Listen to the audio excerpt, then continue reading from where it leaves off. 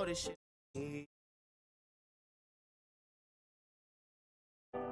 Walking hand in hand, never did before. I think I was free. Can't afford feeling body. Got it to bed. I had to take it to the coming home late, waiting at the door. Now she locked down. I can't anymore. Figure out why, but it for sure. Took my heart with it, got my chest feeling pain. Damn me hard. They tell me to get kidding. Body on 10, the face gorgeous. Everybody telling me the nigga hate sources. Trial tribulations, these courses. Really want to ever, but can't. Nigga can't force it. Can't force it. Lonely. Ah, nigga feeling hurt. Let me get up on my so much pain. I'm just trying to heal it. I swear this trying to get myself together, but I always put you first. Knowing that how you would do it. Lord, every many bitches I done curved. That's cause I know you. Honestly, my head is fighting. Everything never lied to me. Want you to acknowledge me. Tell me that you're proud of me. Even if it's privately. They ain't inside of me. They ain't out of me. They ain't inside of me.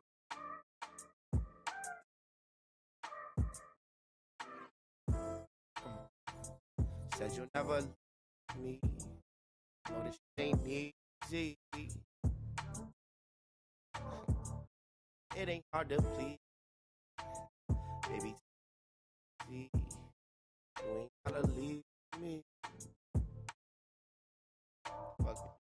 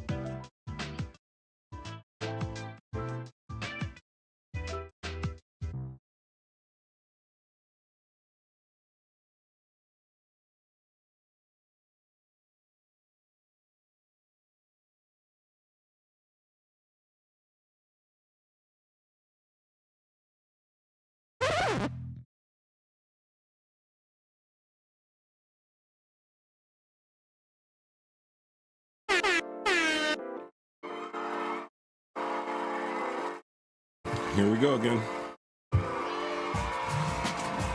Oh, you must know. April 11th, 2024. Yep. Oh, it's getting warm in here. Let me crack something. Oh, yeah. All right, talking shit, getting clicks. I'm your host, Mo 3 times. What's up, everybody? And yeah, you already know tonight's show. Yeah. And we do these things called the Me episodes. It's really the Me episodes, but you guys come in here, Jumpout Gang. There's a call-in line. I don't have it up right now. Everybody comes in. It turns into we episodes, like it just did there. Yeah, I'm your host, Mo 3 times, and tonight we're going to get into some stuff. O.J. Simpson dead at 76. I didn't mean to hit that button, but the American Society of Magical Negroes. I have watched it. I have reviewed it. I'll talk to you guys about it. Oh yeah, there's a crazy case of a mom who spoke to God before the fatal exorcism of her daughter. We'll get into that. And then on our camel series, right, why do I do this? I don't do this that I've been trying to. I want to talk about the conspiracies, assassinations, myths, executions, and the legends that have gone on in these United States of America. And I think I did one before, but last week I didn't get to it. But this week, moving forward, we're definitely going to talk a little bit about Havana Syndrome. It's crazy out there in those streets. I got more for you other than just that. But rock out with me. As you guys know, it's Thursday, 7:30 p.m. We have a call-in line. It's not up right now. 313-825-5557. I might bring it up tonight. Usually I do. I'll probably that, but yeah. I don't gotta clap at everything. All right, so how's everybody doing? What's going on there? I see El Vlago, Cado, Kid, Love, Mainline, Tormenta. Y'all don't gotta clap. We got the usual suspects in here. I love it. I'm glad that you guys are all here.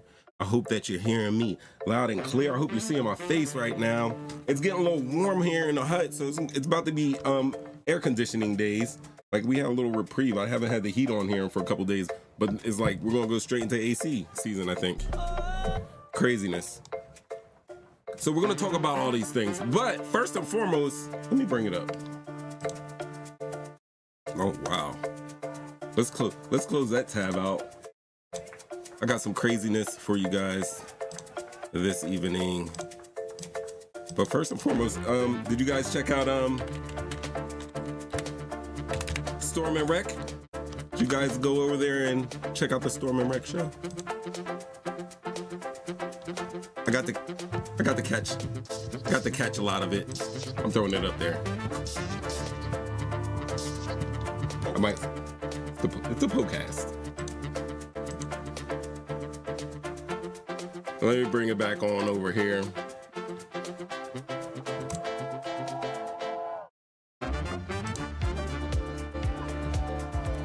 That's so weird. Let's change this monitor to, it likes to just switch itself sometimes. Let's get over here. And it's still not over there. All right, I'll bring the party over here. Yo, you gotta watch these guys. Watch them. I'm gonna just play a tidbit. You guys think what you want.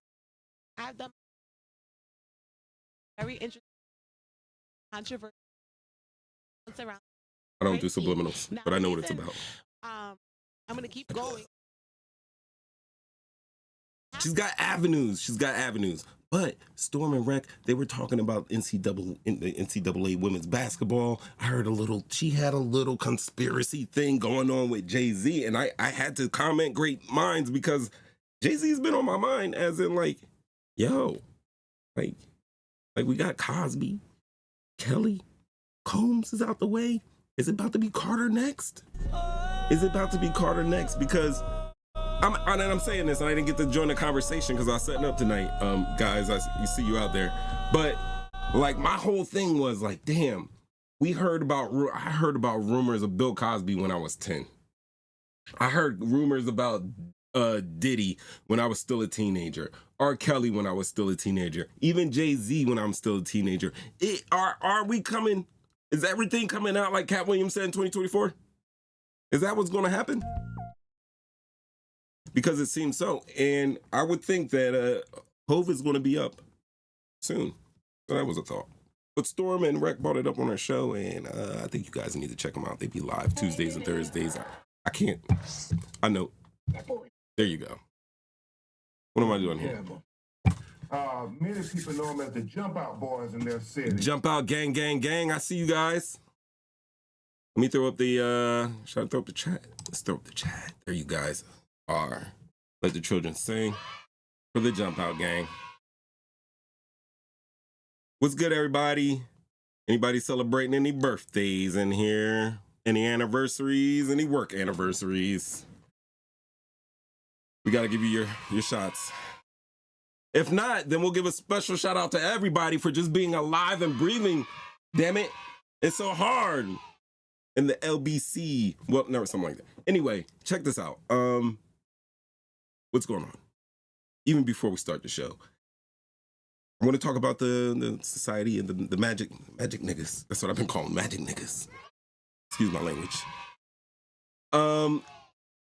I'm inviting Flash said something about Civil War. I've been talking about this movie for the last couple of weeks. This movie simply called Civil War. It's a A24 movie. You guys know anything about A24? But let me bring it up.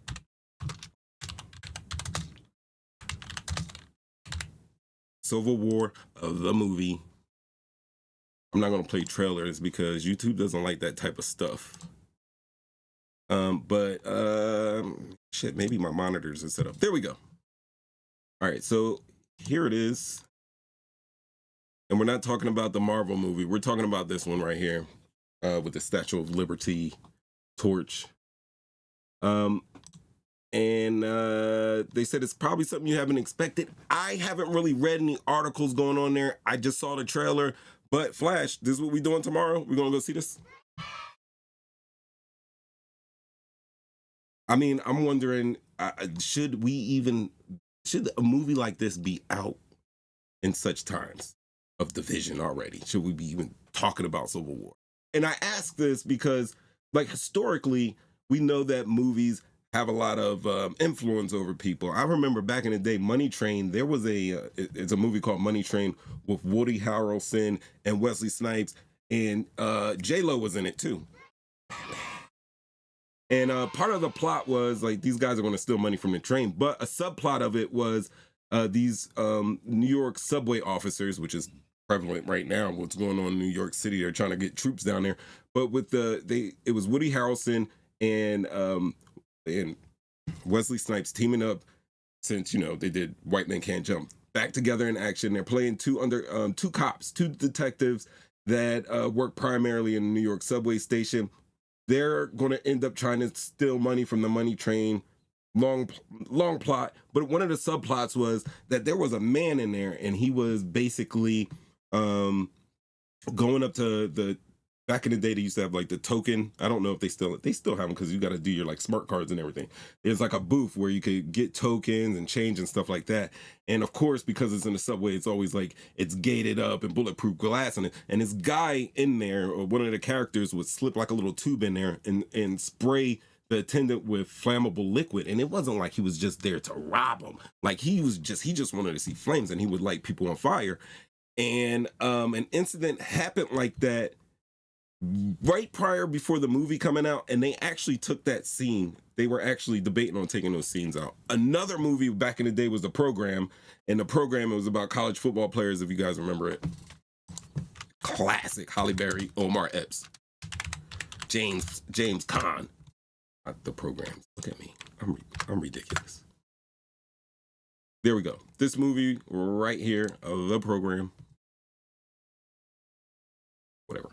Put that out. Look at Halle Berry back in the day. Great movie. And one of the scenes, their quarterback on a high school team, in order to keep his edge, decides that he's going to lay down in the middle of like a highway and lay on the line. And that's how he keeps his edge. And that's one of the things that they absolutely positively took out of that movie. And I also bring up historically the fact of a movie called The Klansman. That's what it was originally called, but you may know it as The Birth of a Nation. It was like a movie in the early 1900s, like 1910s. And that movie actually sparked the resurgence of the Ku Klux Klan that hung around until, well, shit, today. So I'm asking these questions about Civil War and if it's responsible to even release such a movie, knowing that we have so much division in America.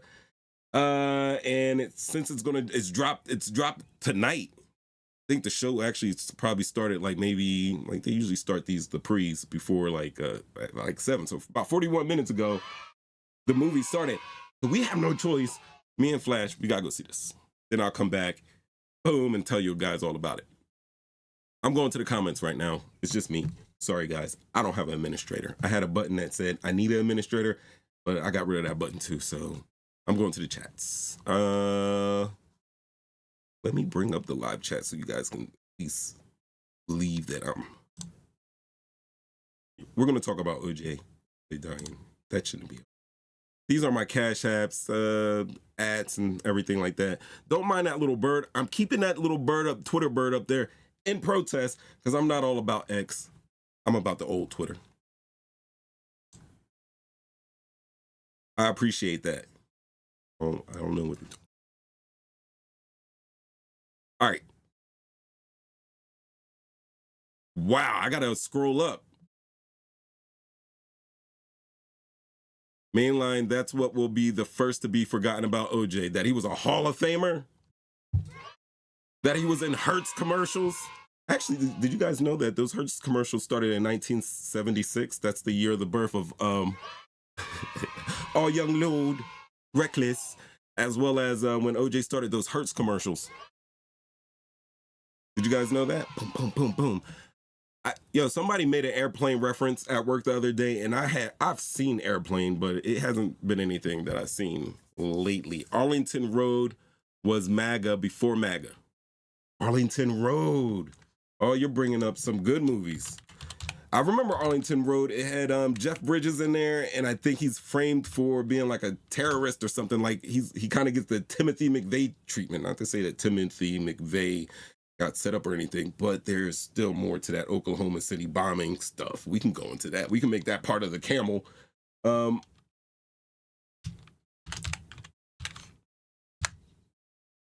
Yeah, there he is. And what's his name? Tim Robbins. There we go. Arlington Road. He gets set up to make bombs, whatever. That might be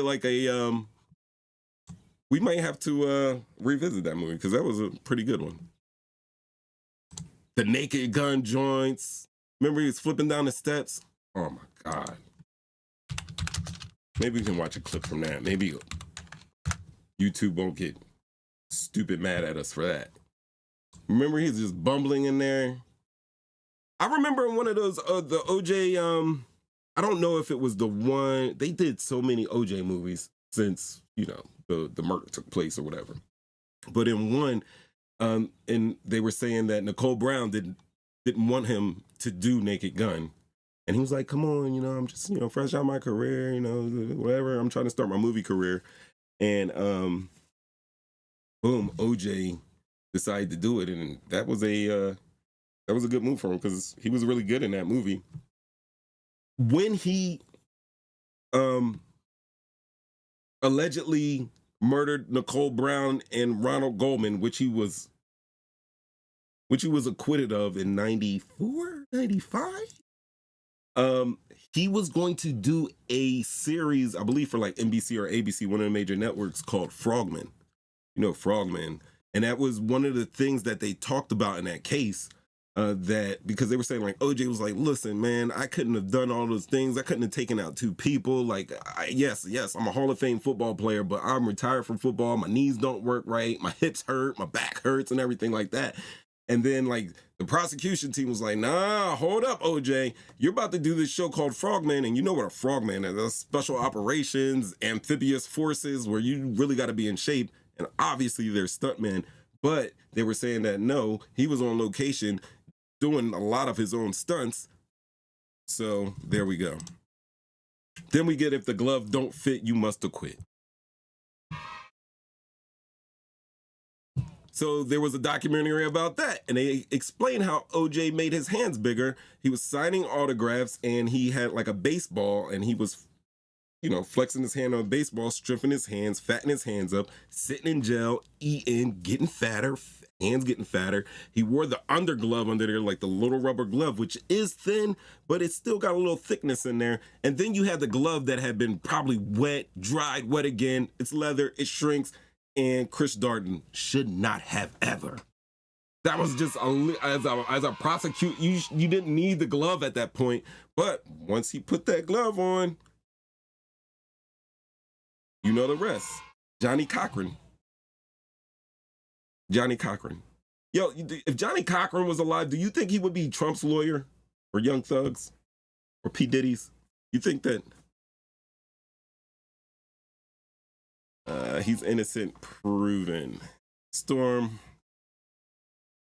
Oh, wow. We gotta back and forth. I might have to open up these phone lines so I could just let you guys go at it. But come on. Yo, I just proposed now that, as you see, Ev Love is saying he did it. She is 10 toes down that he did it. If we want to go there. I don't even know how. I wasn't even going to do OJ yet, but fuck it. We'll bring it up. All right. So listen. I didn't know I was stealing my stuff back. Oh, man. And OJ. Let's talk about it. All right, so first of all, OJ Simpson was a monster NFL player. And, I mean, if it was one of my family members that I thought he was accused of killing, I mean, I would not have any type of wherewithal. Yo, you guys are going in. Tried by the world. Yep, come on. Explain you have a white Bronco and white carpet at your home, yet you stabbed two people. Oh my God, I like it. Kip is on the other side.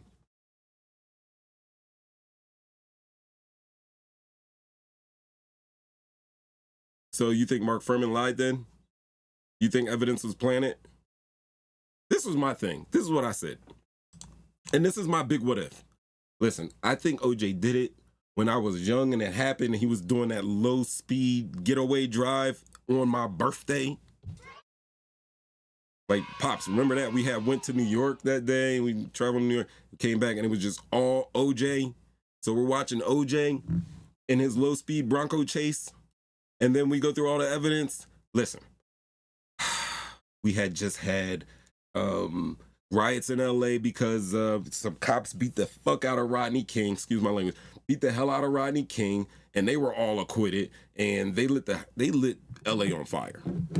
It was crazy. They tore up all of southern Los Angeles and a lot of Los Angeles, right? So then a couple of years after that, we got OJ in here. That we have the news is blaring. Johnny Cochran is putting it out that Mark Furman made Mark Furman look like the worst racist cop in America. I mean, maybe he would have told the truth that he was dropping in bombs. I think it would have been a little better. And then he wouldn't have to do the I plead the fifth, and then his testimony wouldn't have been thrown out. But then he went to Fox News or whatever. I mean, somebody like that who made a mistake like that, whatever. That's just in my mind.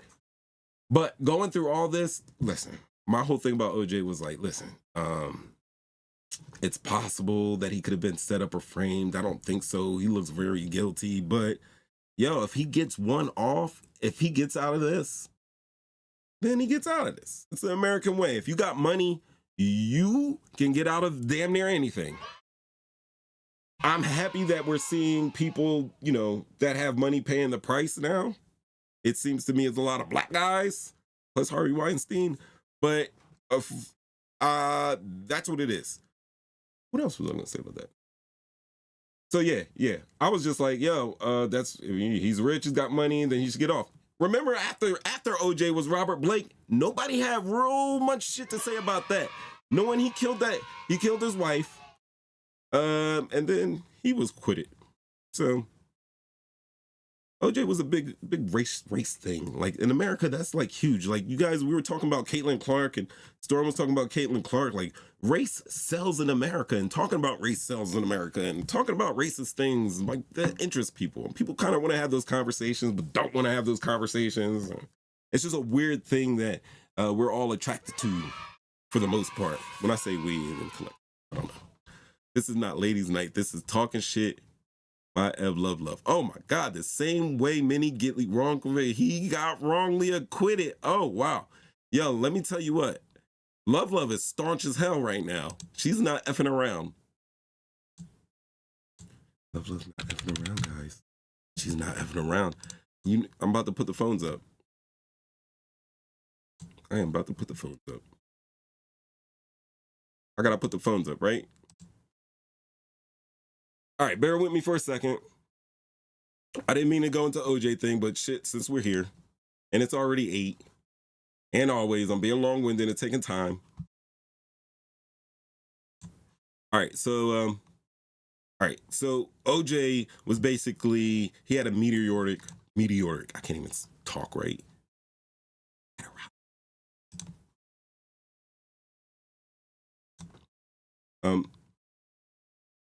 He passed away Wednesday, and it was confirmed by his family and he was 76 years old. What am I doing? Oh. All right, let's get the phone then. Thank you for calling Collins Studios host and call screener line. Blah, blah, blah. Enter your 6-digit. Welcome, host. You have not started a show session in Callan Studio and cannot yet receive calls on We're about to start. Click. We're going right Please now. visit the Callan. Oh, I'm visiting right Welcome, now. host. Yo, we are in You here. are now in the host room and can manage your callers from the Callan Studio web I gotta interface. update my payment information, so Audio recording is on.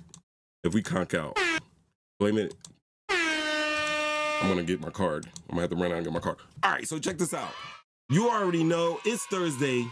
We live, and you already heard the phone is in here. 313-825-5557. I hear that there's a little something going on, brewing in the with the Jumpout gang, and we need some straightening. So if you would like to call in, right now would be the time. If you would like to call in and talk about OJ Simpson, right now would be the time. I'm going to give you the number, 313-825-5557. Let's get it. There's the number right there. Love, you got something to say? Call the line. Who? Tormenta, anybody got something to say? Let's get it out. I want to hear it right now. Or I can also do this. This won't be as fun. Oh, shit. Oh, shit. I know who this is. Hey, lady, I'm going to need you to turn the background noise down. Don't even watch the show. You're just talking to Mo 3 times right now. You're just talking to Mo. Turn me down the background. I can hear you in the background still. Are you? Hello? Oh, wow. We got callers. Yeah, I'm here. All right. So, guys, mute me in the background. I did. I have Love in here. I have a 313 number. Who I have for the 313? Is that Kip? You know over there. All right, and then I have a 267 number. I have no idea who this is. Who's up in the? That's Frankie Is that Frankie D in the house? All right, I'm throwing on air horns. I'm throwing on applause. That's all over. I got Kip. I got Ev Love. and I have Frankie D. And they're in the room right now. NFL Hall of Famer and accused murderer has died at 76. Ladies first. Go ahead, love. Talk your shit. I was just calling because I want to say that he was guilty. He was guilty. Everybody knows that. Listen, I was one of those ones that was happy when he got off. I'm not gonna lie, but I was also very young, so I didn't know better. But as the years went by, and I actually, saw the evidence and everything was clear to me. So honestly, I know he did it, but I was happy when he got off. I think a lot of people, and I think he had nothing to do with him personally, but just, it was just a good time for someone to finally get off. But then we realized that this man didn't want to be black either. So it doesn't matter. Like, what were we? Wow. All right. So F Love, right? Okay. I do believe that he did it. All right. So Love says that she thinks she did it. She was happy when he got off because of, societal issues that go around. And then what was that last part? He wasn't even black. He was just OJ. He did it. Guilty. And he wasn't black. Exactly. He was OJ. He was. There we go. Kip Frankie D. I'm muting myself. Kip Frankie D. Let's hear it. I agree. I agree with what the young lady was just saying, when it comes to the whole guilt thing. But let me break it down to you, a little simpler. O.J. Simpson did something for America, for Black America, that no other man could ever do. And that was to show America how to be guilty of murder and use a system that they created, their justice system, and use it where he can get away with murder. And people was just pissed off that he used their system to his advantage with money, because that's what it's all about when they say, you have to pay for justice in America. So he had the money behind him. He had one of the smartest lawyers who knew how to play the game, how to play their game against them.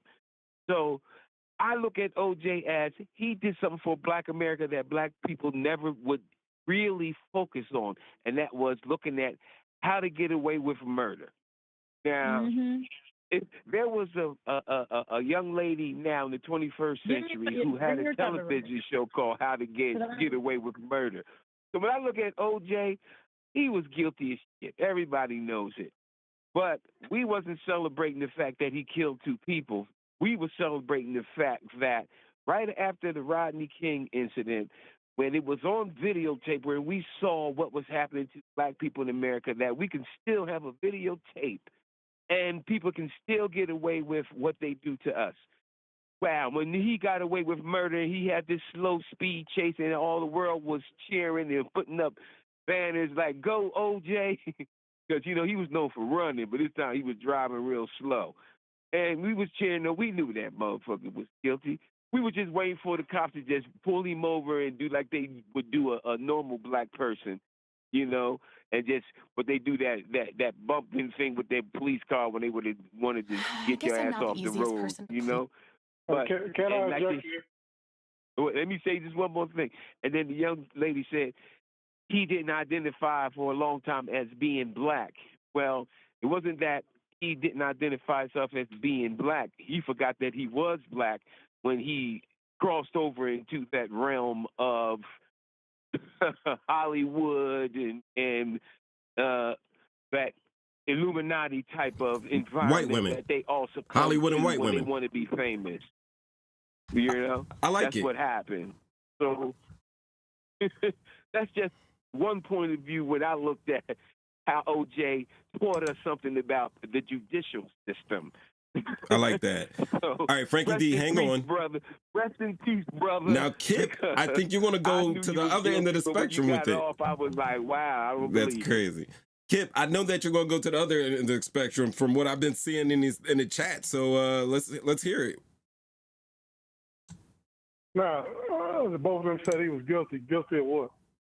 How'd you prove he was guilty? Murder. I go from there. A murder? Love says murder. That was me. How's the jealous man make you guilty? I thought I was on mute. Well, you know what? It's not the fact that he was a jealous man that he was guilty. He was an obsessed man, and when you look at precedent when it comes to murderers, first suspect is always the jealous ex-husband or spouse. So he became the number And one usually prime they are the ones suspect. that commit. Well, what I'm talking about, what facts are you standing on?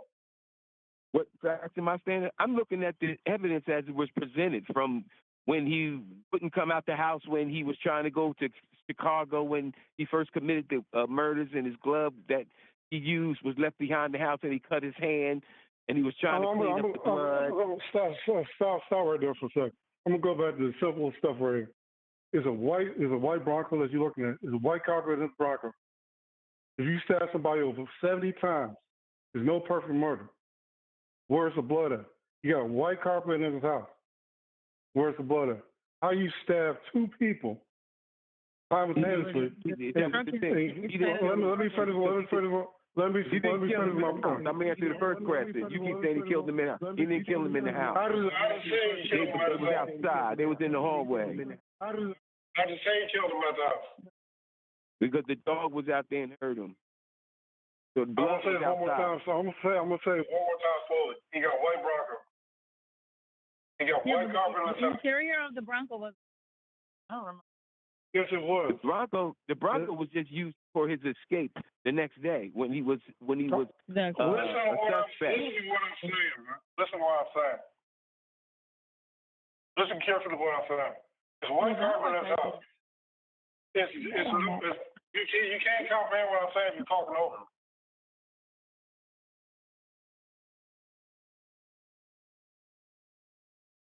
When he went home, listen, if you stab somebody, you murder somebody, still be blood on you. Still be blood in your body.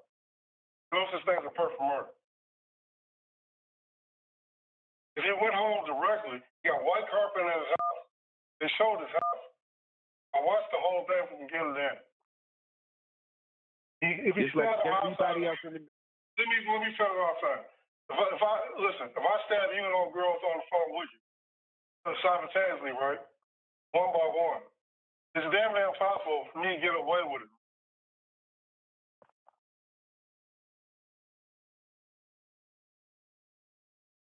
Let's go with facts. How do you stab two people and get away with one person? Well, I watch a lot of true crime. You don't make any assumption that it was one person. See, that's an assumption you're making. Now, there was also, which wasn't proven, that he had an acquaintance that his son was also implicated, which wasn't proven. So the circumstantial evidence... Listen for a second. The circumstantial evidence weighed against OJ. That's why the preponderance of the evidence pointed towards guilt, as opposed to what you're saying, just the one thing as far as why wasn't the blood where you said it was if he did that. So that was like one aspect the preponderance of the evidence weighted heavily against him. No, it didn't. That's why it's all based on circumstance, because the only one who knows what happened is Nicole, the boyfriend, and OJ, and they're all gone. And whoever was the accomplice, he wasn't a boyfriend. And maybe Johnny. He was a dude that Rest in worked at peace. the restaurant. Well, whatever he was, the friend, it doesn't matter. He was killed too.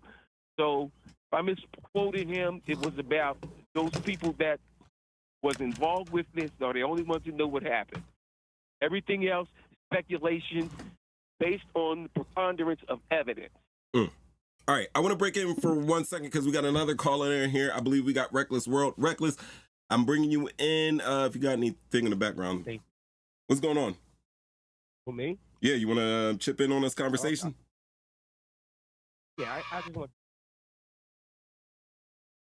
I wasn't there. Only thing I know is what the media gave us, what the court gave us, and storyline that they put. We also know that they, I guess you called the police on us, talking about you owe drug debt because you got all this house.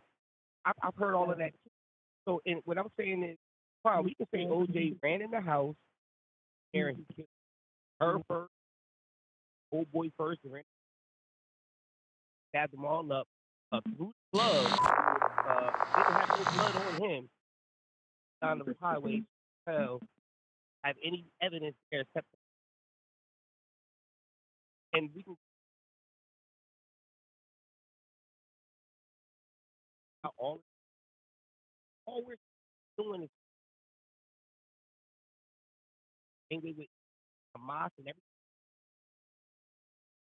everything. Reckless. I gotta cut in on you right now because you tend to do that. You do tend to do that. Everybody else dropping one. Go ahead. You're right. That's Go ahead. crazy, bro. You ain't, Go ahead, bro. all I'm saying, I wasn't there.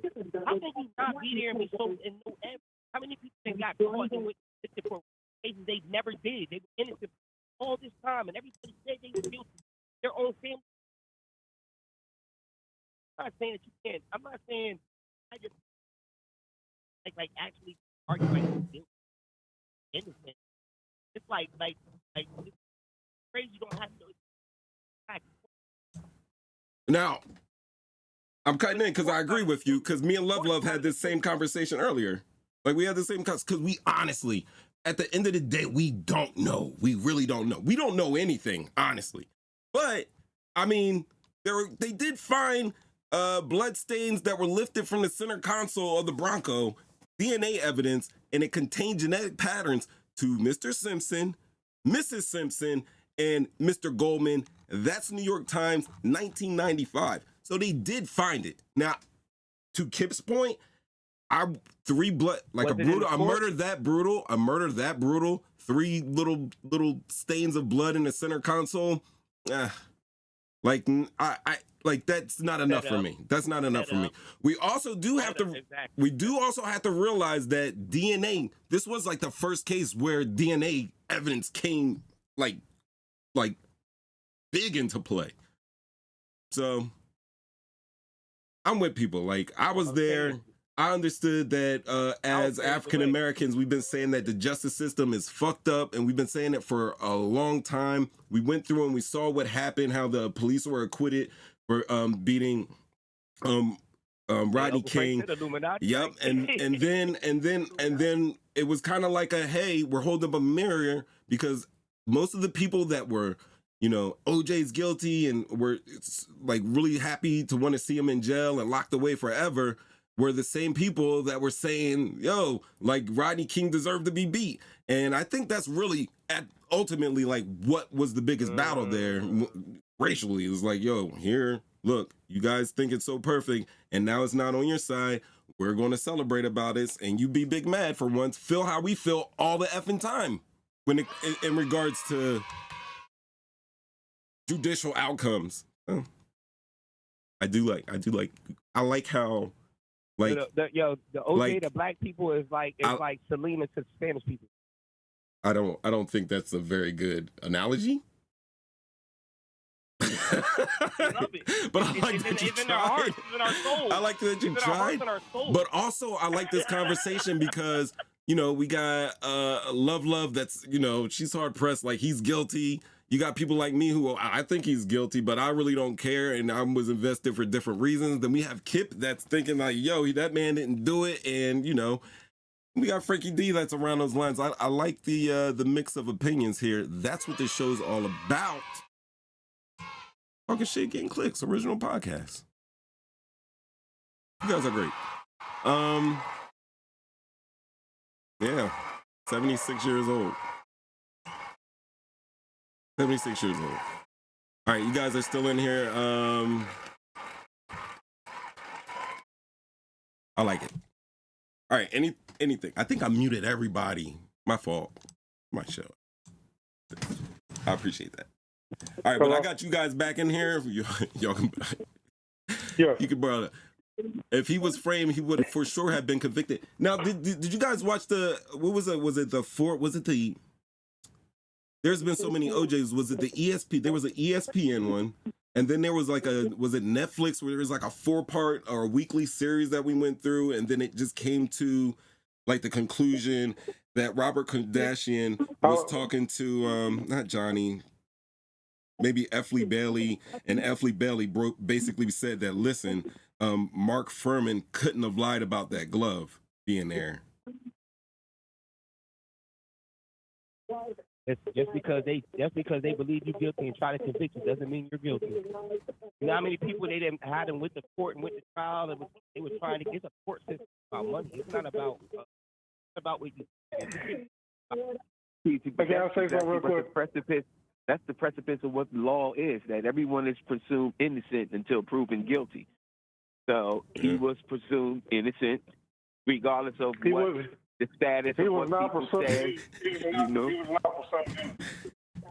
he was found innocent, and what split America in half was half people think that he did it and half people think he did.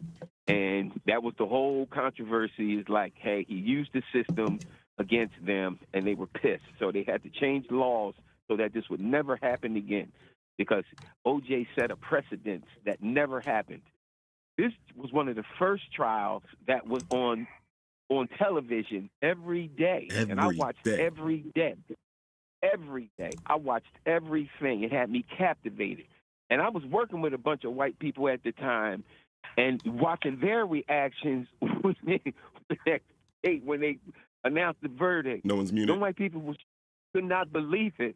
And I had to contain myself because I was cracking up and like, y'all mad than the motherfucker, he got away with murder. I don't give a fuck what nobody said. It was funny. Yeah, we took it. I think ultimately, like, Black Americans took it totally different than white Americans, and that's why it was so polarizing, and that's why it was on TV every day, because we all had an opinion about it. Man. Yeah. That's like real. 30 years ago. Was real. That was real. That was some real learning experience for us to open our eyes and say, hey, this is how the system works. And if you want to get away with it, this is what you have to do. All right, Kip. Yeah, so that's just saying he's guilty, though. Can you hear me? Yep, we can hear you. Not saying innocent.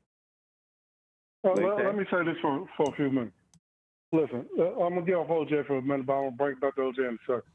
Now, you know anything about Kwame Patrick in Detroit, mayor of Detroit? He got arrested, got like 27 years in federal penitentiary. Now, he's done the same. Black man. Let me finish what I'm saying. Now, he done the same thing George Bush Jr. done. He stole money, got caught. But the thing was, remember I brought up Dan Gilbert? Dan Gilbert is, he's from Detroit, but he owns Quick and Loan. Dan Gilbert was pissed at Kwame Patrick and his best friend. Kwame Patrick gave his best friend the big contract in Detroit. Well, prior to that, all the big contracts are going to Dan Gilbert and Homeboy. Okay, so they were doing some like contract stuff. Now, what I'm saying and why I bring that up is when George Bush got in office, remember Colin Powell? That could have been the president or vice president? Yep. How did he get messed over? Because George Bush Jr. told the people that he got the information from Colin Powell. And Colin Powell said people had them. Yeah, I remember Colin Powell had the vial of yellow cake uranium, and he was up there, and he sent Colin Powell to give that information. Colin Powell gave that information, and afterwards, Colin Powell said that's like one of the biggest mistakes he ever made. That's because Colin Powell didn't check the reference, and he trusted his subordinates to give him information, and he just spreaded the information as it came to him without verifying it. And then he came back and wished that he hadn't done it. So I agree with you, Mo, 3 times. But and then remember, I think there's something with that though. We can go deeper into that. Mm-hmm. Yeah, his mother was the most powerful black woman in Washington, D.C. Colin Powell's mother? He took the plea to save his... No, I'm talking about Kwame Patrick. Okay. The former mayor of Detroit. All right. His mom was the most powerful black woman in Washington, D.C. at the time when he was the mayor. He only took the plea to save his family. Well, I can't speak on anything that somebody was found guilty on, why they did anything, what they did, so I can't comment on that. But I do remember that case also, because it was historic that he was elected to be that position, being the youngest black person in Detroit at that time. I remember it was historic. Well, prior to that, we had 2 black mayors. We had the cell I after think he was Coleman the Young. youngest. He was the youngest. Yeah. He was Yes, the he youngest. was. But prior to that, we had 2 black mayors before Coleman Young, who they hated in Detroit, who was mayor for almost 3 decades in Detroit, and they hated him. Yeah, I didn't say that he was the only black. I said he was the youngest at that time. That's what made it significant that he got caught up in that whole scheme because he was making national attention. You know, he was the one that was turning that whole city around. Then he got caught up. And once again, you know, this is what happens to us black folks when we start doing like white folks, when we get in the position of power. But the point I made when I came on here last time and spoke, the reason why he got locked up was it's a whole different thing. Because Detroit is a major city that's pretty much black. It's black in the politicians, it's black in the school board and everything, right? But all the contrasts go to the white people. And the white people made the decisions on the school board, even though there's not that many school board members that is white. I like it. I think that's an interesting subject to explore. It sounds like a conversation Definitely. I had when we talk about local elections, how people in your own community can run things and people don't partake in those things that control your life. So what you're just saying to me, that you got some white people who are a minority who don't even live in this community are dictating what type of rules and when it comes to education that the urban people are going to have to subscribe to. But the only reason why that those people are in that position, once again, in my opinion, is that they had to be voted in. And the only way they were voted in is that somebody came out and supported them and somebody didn't come out and oppose them. That's why they're in the position where they're doing that. Well, I'm going to go back to my comment I made on here. The distinguished gentleman with the movie with Eddie Murphy, when he played the politician. It doesn't matter what you say. You still got to do what they want you to do. First of all. But see, that's the game of politics. You know, when you get the new senators that come into the game, where they got these ideals, what they think they're going to do to change the system, and then they get schooled by the senior senators and representatives, and then they find out that they didn't have as much power or say that as they thought they had. That's their game. That's their system. You know, so when you understand their system, you can't change their system. I was taught about show business and how they make their money, that regardless of what you do and what you say, they are not going to change how they make their money. That's any business that's successful. And the government is a business. Regardless of who's in it, they're not going to change their ideas of how they're going to control, maintain power, and dictate the laws of the land the way they foresee it, how they can control people. This is their land. This is how the slaves came to build it, for them, not for us. We weren't included in anything, you know, except for the penal system that they created to continue to enslave us. I'm sorry, was that a penal system? That's their system. And then when it comes to the laws, how they win it, it's theirs. Don't be surprised when it don't work for you. I got you know what? I like it. This is what I'm thinking. I'm thinking that we should revisit the subject, especially of politics and local politics in city urban areas. And I would like Kip and definitely Frankie D, because I know you have the experience when it comes to voting, and I think that would be a great topic for next week at least. So I want to see from you guys next week. I'm gonna bring up a topic, and I like the differing of opinions, and we can see what we can get out of that. But I gotta move on. We got shows to do. That. But yeah, I like it. That's what it's all about. Talking shit, getting clicks. We in here Thursdays. I appreciate you guys. Yo, while I'm looking at this, check this out. I'm like looking in the chat, and I am seeing Storm and Love going back and forth with the debate I mean, we're having lively conversations over the phone lines. We are having lively conversations in the chat. And man, that is what it's about. That's how we're supposed to do it on Thursdays, live, 7:30 p.m., 313-215-557. You know the number. I got it up here. But definitely. All right, so I think we've OJ'd it out. We're getting into some other different territory, and it's all important here. I think I'm gonna hit y'all with this one. You guys know about these? They nasty. I'm letting the children sing because honestly, emotionally, this is the lowest I've been so far. Really, honestly and emotionally, this has been the lowest I have been in a grip. Let me tell you about these people. First of all, let me take OJ down. That OJ chase that brought back so many fond memories of my youth. On you old millennials, we've been through everything. We have been through everything. All right, so let me tell you what. Let me show you what. Ladies and gentlemen, I give you William Mitchell King. Oh, yeah. Him. William Mitchell King. Now, let me tell you what.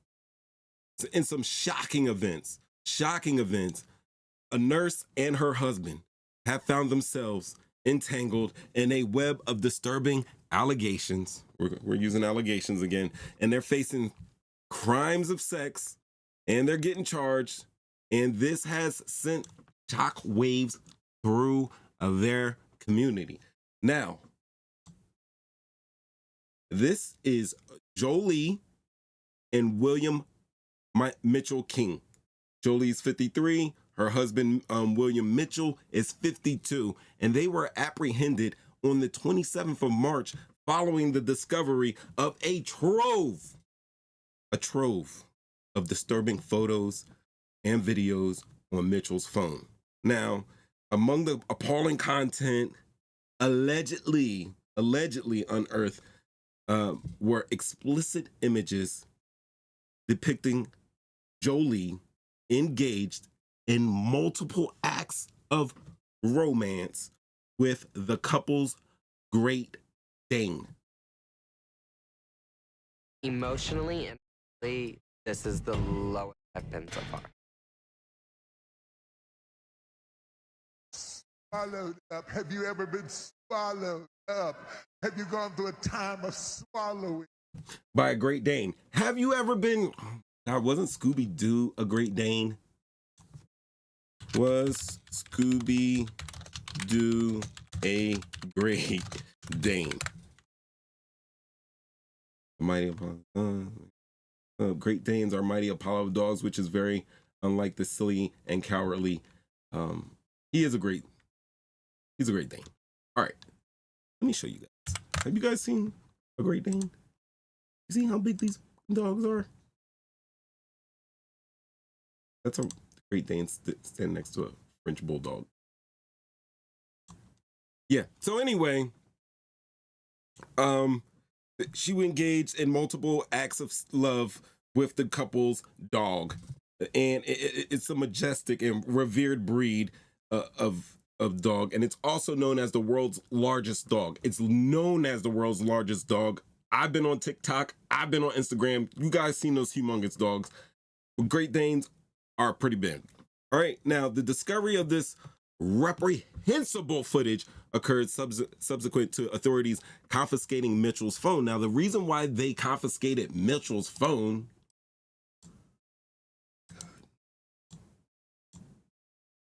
right, what am I doing? Where's the picture?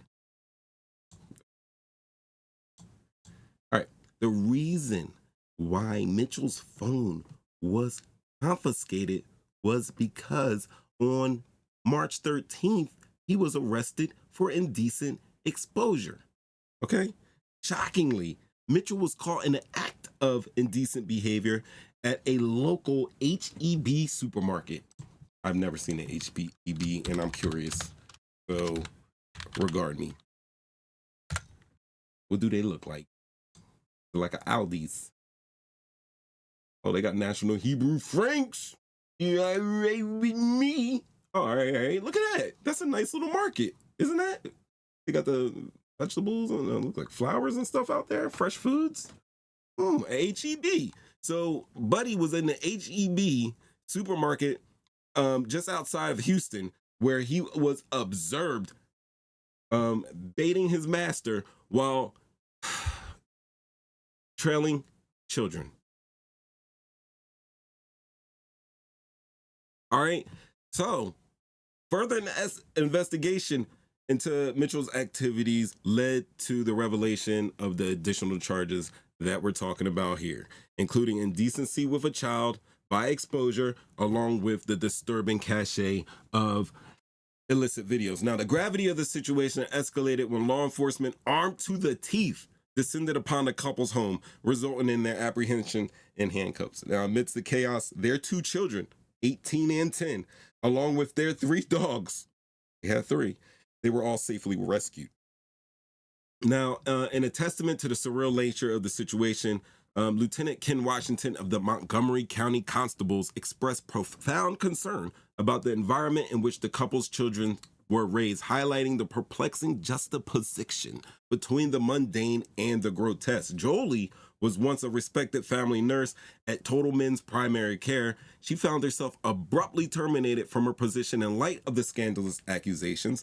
She now faces charges of bestiality, while Mitchell stands accused of possession a cache of fewer than 100 images of child pornography, which is a 3rd-degree felony. I don't know why it's not a 1st-degree felony for having more than 1 image of a child, but all right. Although both were released on bail, the scandal continues to linger around their once quiet neighborhood. And I mean, in their driveway, he has a wildlife rescue and relocation sticker, and that was on his truck because that's what Mitchell did. But the Lieutenant Washington stated that it's not normal. He said that in his 20 plus years he's been doing the job, it does not cease to amaze him. But indeed, the apparent nature of the allegations underscores the unsettling reality that lurks beneath the veneer of what we would consider suburban normalcy. Ladies and gentlemen, once again, this is the couple, and they're pictured here with their son. Let's zoom in because that baby don't look right. Now, rest in peace, little buddy. Their son died when he was only 2, and this picture was taken of in 2012. So this would have been probably their first son, and that child died. And I would absolutely, oh yeah, that's right, mainline, you in Houston area. Many people know him as the Jumpout Boys in their city. Oh my God, she got Mama Duped. She got Mama Diddied. I'm gonna check out a HE. It looks like it. Is it a good supermarket? Can you find like raw honey in there and stuff like that? Yo, this is crazy. But listen, look at the picture of their first child. He looks like he's got a little quirky in him. Just a little quirky. I'm not trying to be funny here, but maybe they need to be investigated. There needs to be an investigation on the death of their 2-year-old, because I think they're out here, they're hurting. They're hurting animals. They're hurting little kids. I will definitely look into it. But let me know what y'all think in the chat. Phone lines are once again wide open on this. But yo, I see crazy-ish. Sometimes I gotta pass it on. I'm sorry about that. I'm sorry about that story. Yeah. Let me give myself a plus.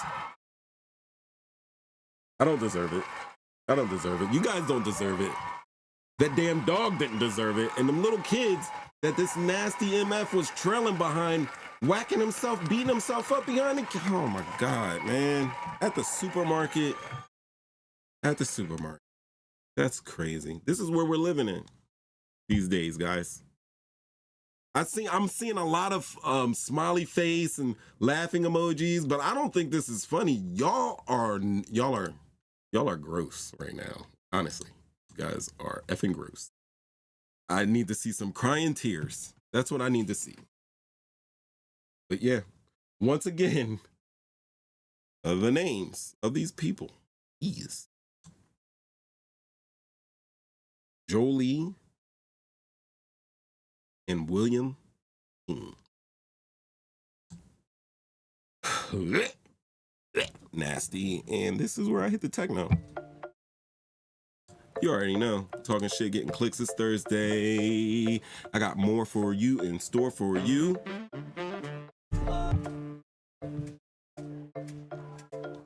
Right? Oh man. Vlago, you put that up there, but I'm serious. When you guys had that laughing attack, I'm looking at you and I start like, I'm looking at you guys weird, like, what is going on here? And then you guys were laughing so much, it like was contagious. That's why I wrote that, it was contagious. Because I start laughing, then I'm cracking up, my stomach was hurting in here, and I had no idea what I was even laughing at. I was just laughing at you guys, laughing. The joy is spread. That's how it is. See how that joy was spread? I just spread that bad news. We need some more laughter because this is crazy.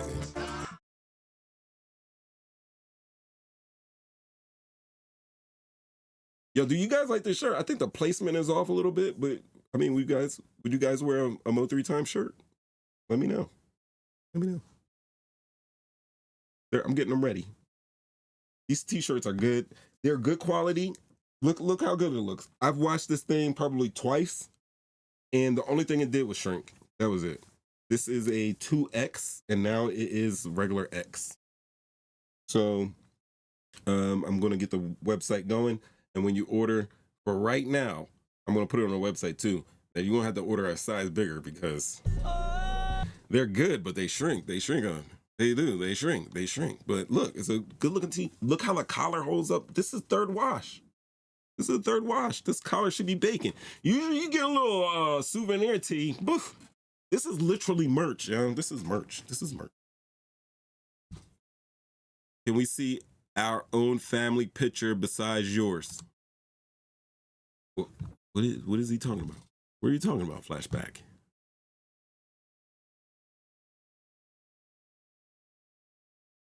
Oh, wow. That's because they're 100% cotton, so they shrink. They do. They shrink, but they're breathable. 100%. 100%.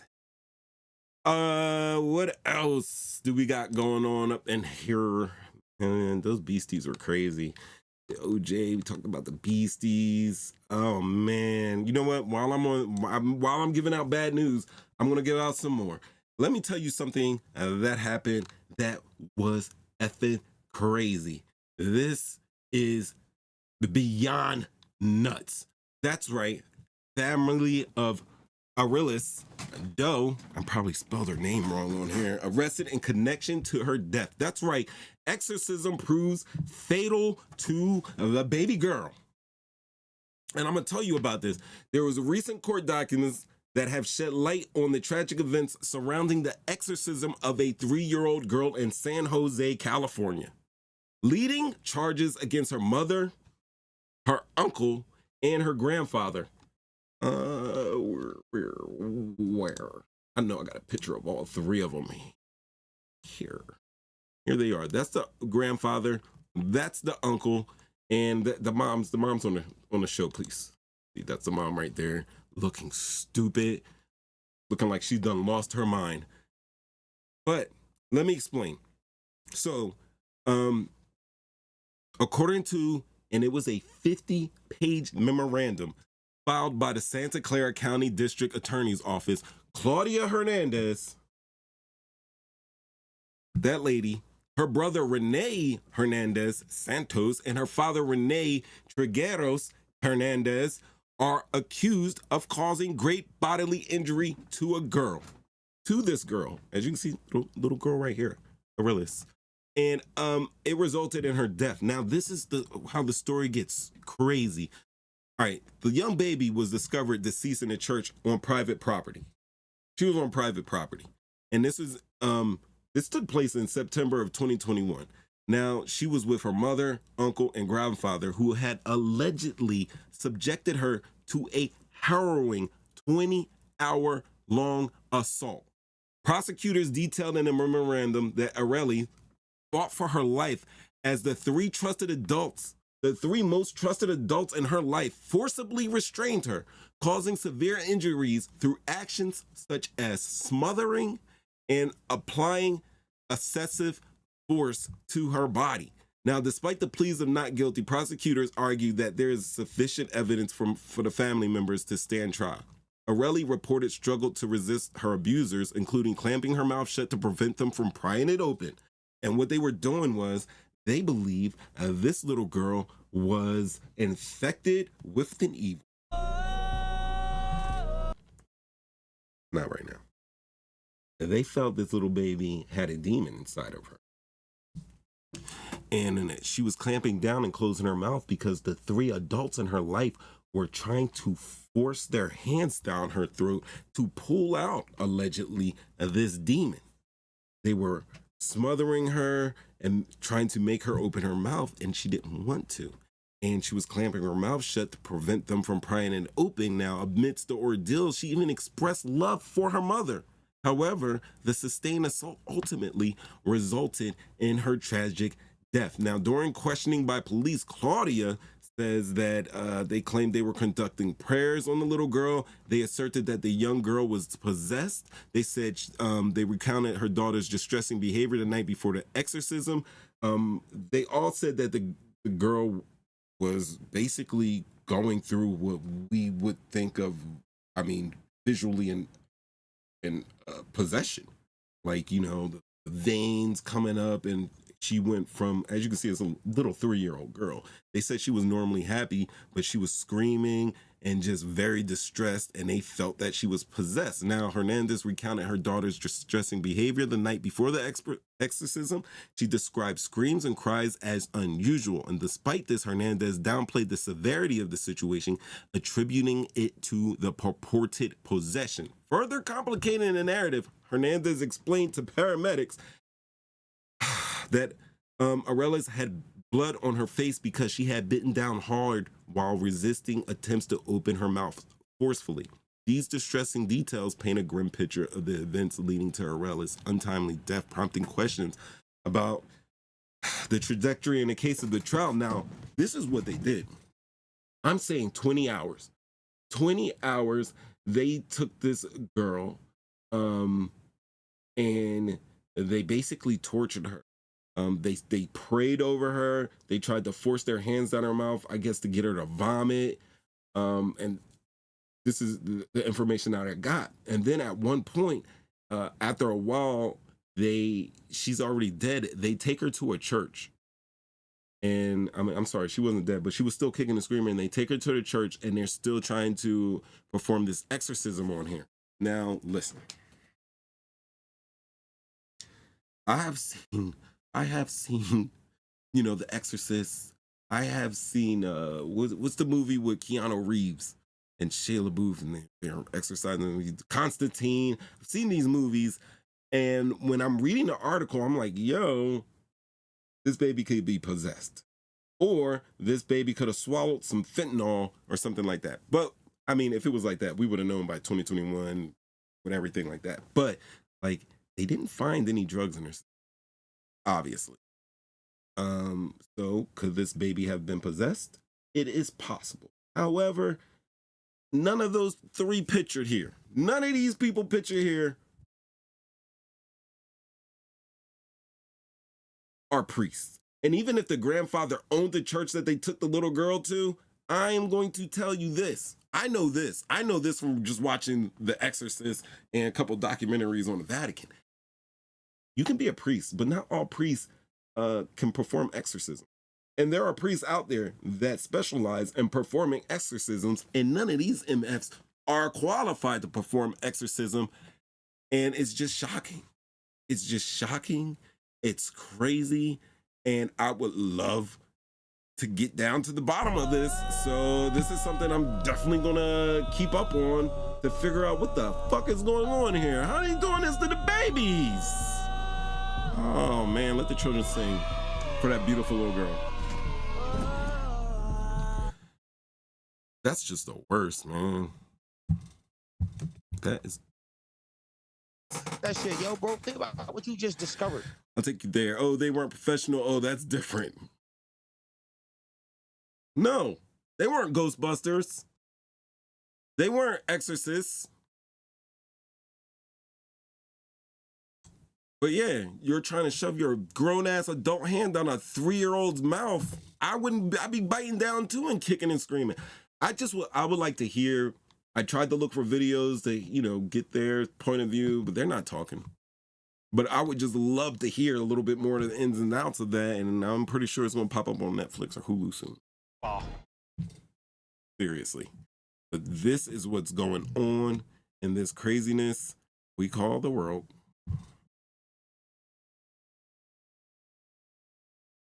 Oh, exactly, Storm. I see Ev Love after going back and forth with Storm over OJ. They are forming a bond over this little baby here. And she says, exactly, Storm, they were the ones that were possessed. Maybe they were the ones that were possessed. Oh, my God. Yeah.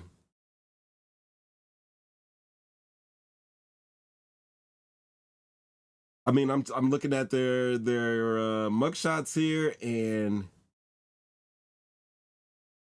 that just looks, I don't know. That's a crazy. That's just, we need tech. Getting clicks. Thursdays, that's what we do. All right, so we got OJ resting in peace. I mean, you pay what you pay before you leave. That's what I believe. You pay everything you owe before you get out of here. OJ Simpson. We talked the Beast. We talked a little exorcism. I got more for you guys. Oh, you know what? I might as well. We gotta go to it. You see this?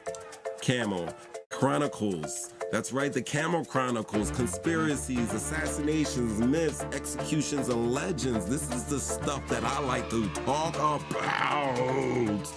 I do. You wanna know why? Because for these things, I'm a hungry boy. That's right. I'm a little hungry boy.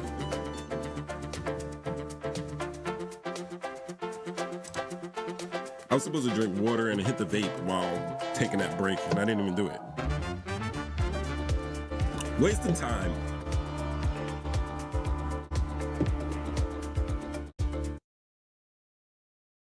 We were just talking about that. Or was I talking about that to myself? You know what? The movie I was watching last night was The Ninth Gate with Johnny Depp, and I still haven't finished watching it. It was a movie that was made by, what's my man's name? The little French guy that can't come to America anymore. He's doing crazy stuff back in the 60s. Roman Polanski. Roman Polanski made this movie called The Ninth Gate. And when I look at The Ninth Gate, it reminds me, it has that Eyes Wide Shut vibe to it. And it's Johnny Depp, not Tom Cruise, but it still has that, if we're going to talk about the Illuminati, then it has that vibe to it. You guys check that out. I was watching it. I think it's on HBO Max. Also, flashback, buddy, let me tell you something. Where is it? I forgot to tell you, because usually I tell you. I put the movie on. We're going to be talking about this coming up soon. The American Society of the Magical Negroes. I know the title. We're going to talk about it all. We're going to talk about the movie, but Flash, that's in Amazon. Check it out. We're back. I want to take this off. Ugh. I mean, I could really just come back and hit y'all with the top U.S. intelligence official seemingly attacked by foreign enemies. Yo.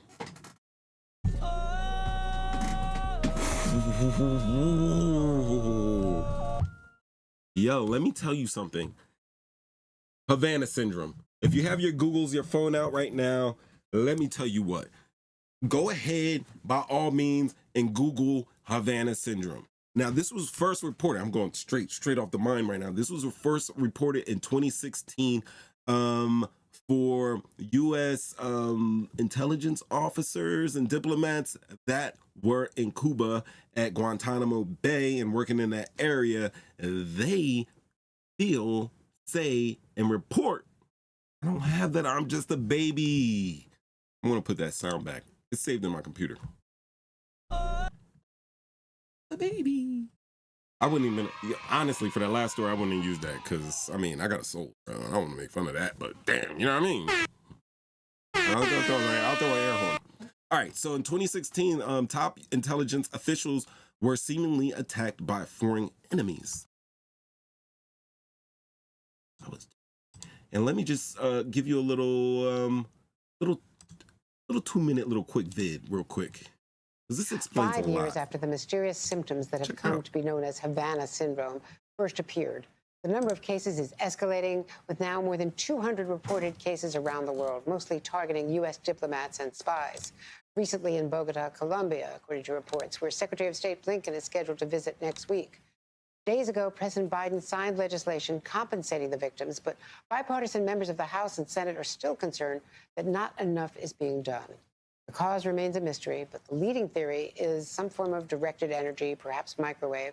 NBC News has been told perhaps first used to spy on U.S. embassies, but now being used as a weapon. I can't. Why am I doing that? Should be over here. By one or more hostile countries, out of concern for their colleagues. For the first time, 3 of the original Havana victims are speaking out on television, describing the painful symptoms that have caused brain damage in some instances and have cut short many promising careers. Just play it for you so you can hear. It was a lot worse earlier. It was persistent, kind of at the same level all the time. Very, very loud. It's nothing you could sit with. Hey, did anyone else in your neighborhood have this experience at their homes? Yeah, on our right was another embassy family. And then the people on our left and across the street from us were both Canadian embassy employees. And in the end, all 4 households were diagnosed. Kate Husband and Doug Ferguson describing what they experienced in Havana. He is now based in Paris. She is no longer in the diplomatic service for medical conditions. The State Department tells us that they're now having employees who go overseas take medical tests on a voluntary basis so they can compare to create a baseline in case they suffer symptoms.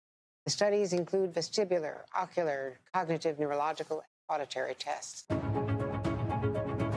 Yeah, that's what they said. Now, check this out. I was watching a 60-minute interview and I cannot find it for some reason. And when I find it, I will definitely post it.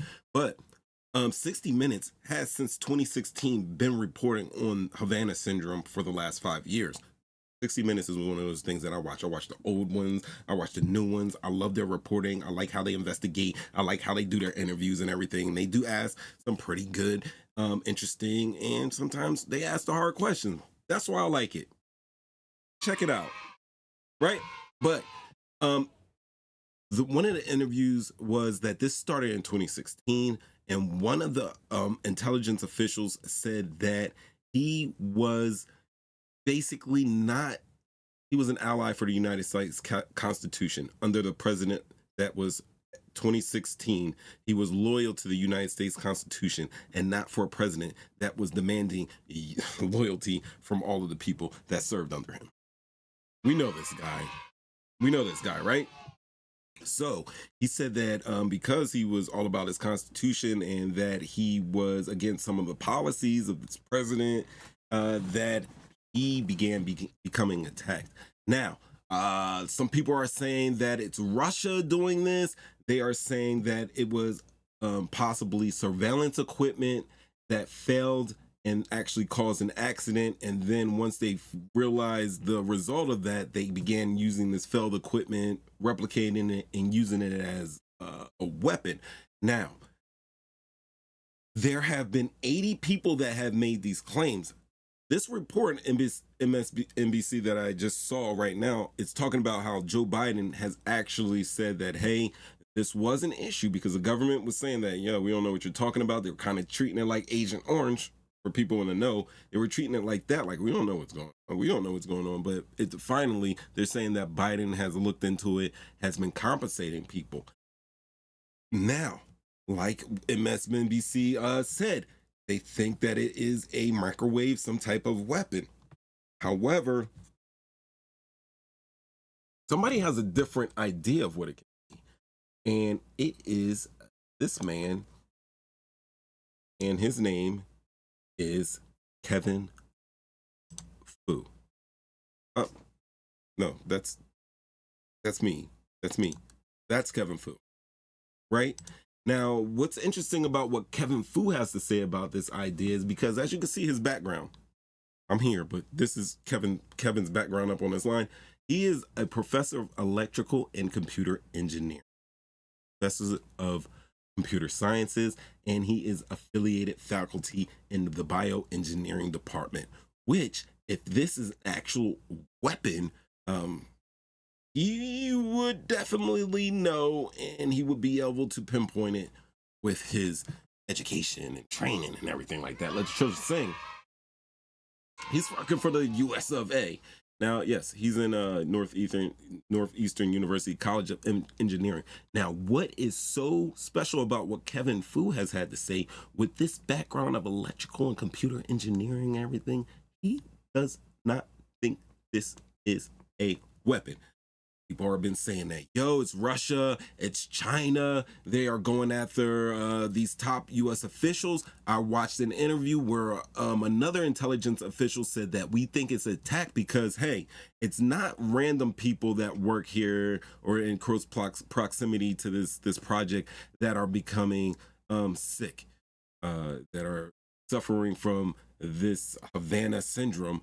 It is, for the most part, the top intelligence officials, the ones who produce the most work and do the good workers, the top 5% of workers are getting this.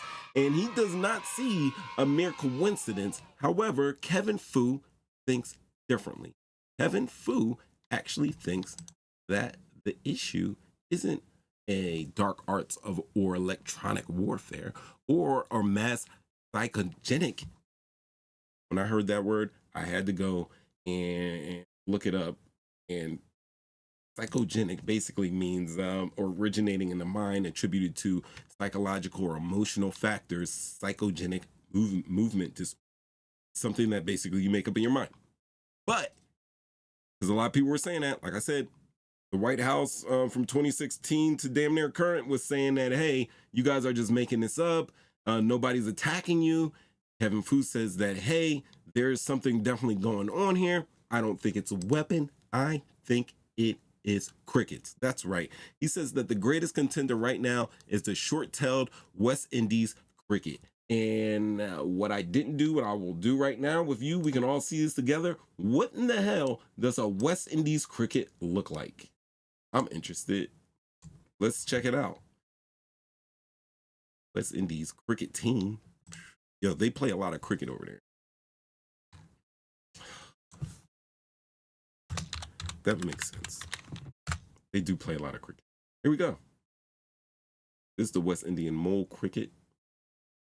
And they say now, and the MSNBC lady that was being interviewed took her phone out and actually played the sound, and it sounded like a dentist drill or metal on metal, some heavy grinding, machinery grinding. And they say this cricket has the same, makes the same exact sound of that recorded sound that lady played in MSNBC.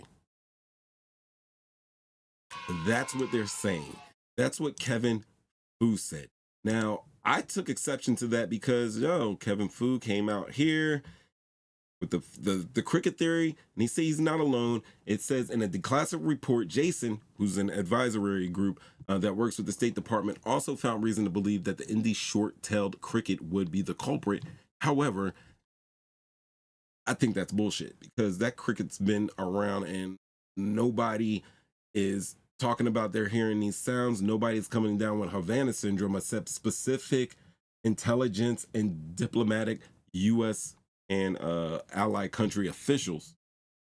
So maybe Kevin Fu might be on some bullshit. However, there is a whole book that I found on Amazon that is dedicated to explaining Havana Syndrome through a cricket and not through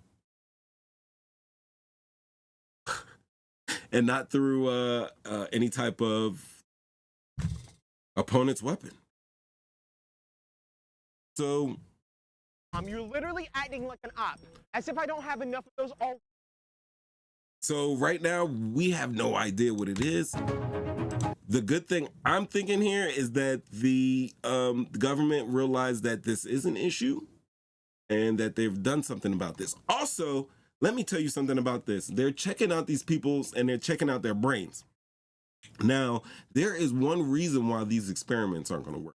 All right, so they've tested most of these people who came up with these symptoms. They tested their brain. They actually do see brain damage. They do see brain damage. And then they're testing them after, and there's a lot of people that have recovered fully.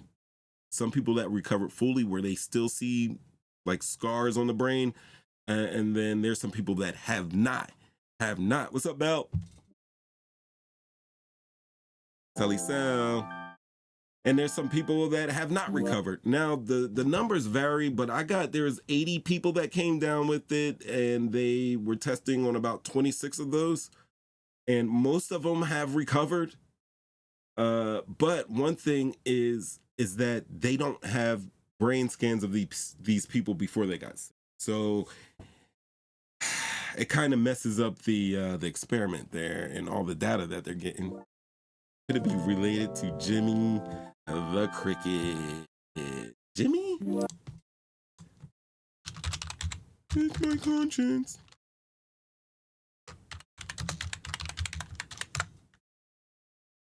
Jiminy. Yep. There he is.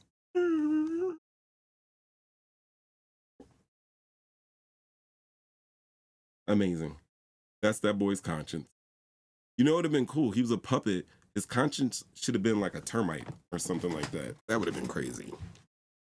All right, Belle, to catch you up, let me tell you what. We had a rousing conversation regarding O.J. Simpson. We had some callers calling the line. We had many different perspectives regarding O.J. What else we talk about tonight? Let's do a recap. Thank you for bringing that up. Take that. We're not doing the camera right now. Yep, we talked about O.J.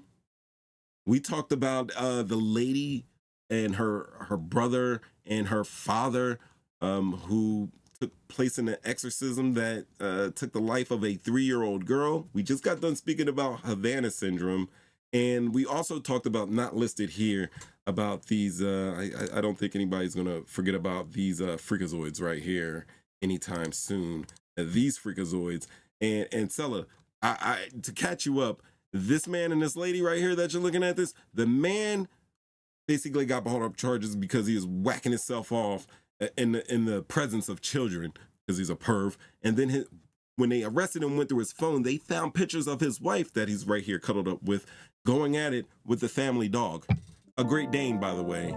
So, I don't know what button this is, but...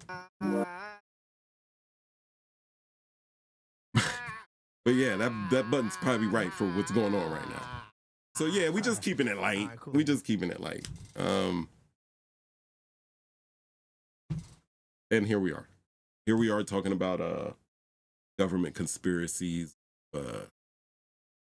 microwave defensive devices, and crickets. It is great.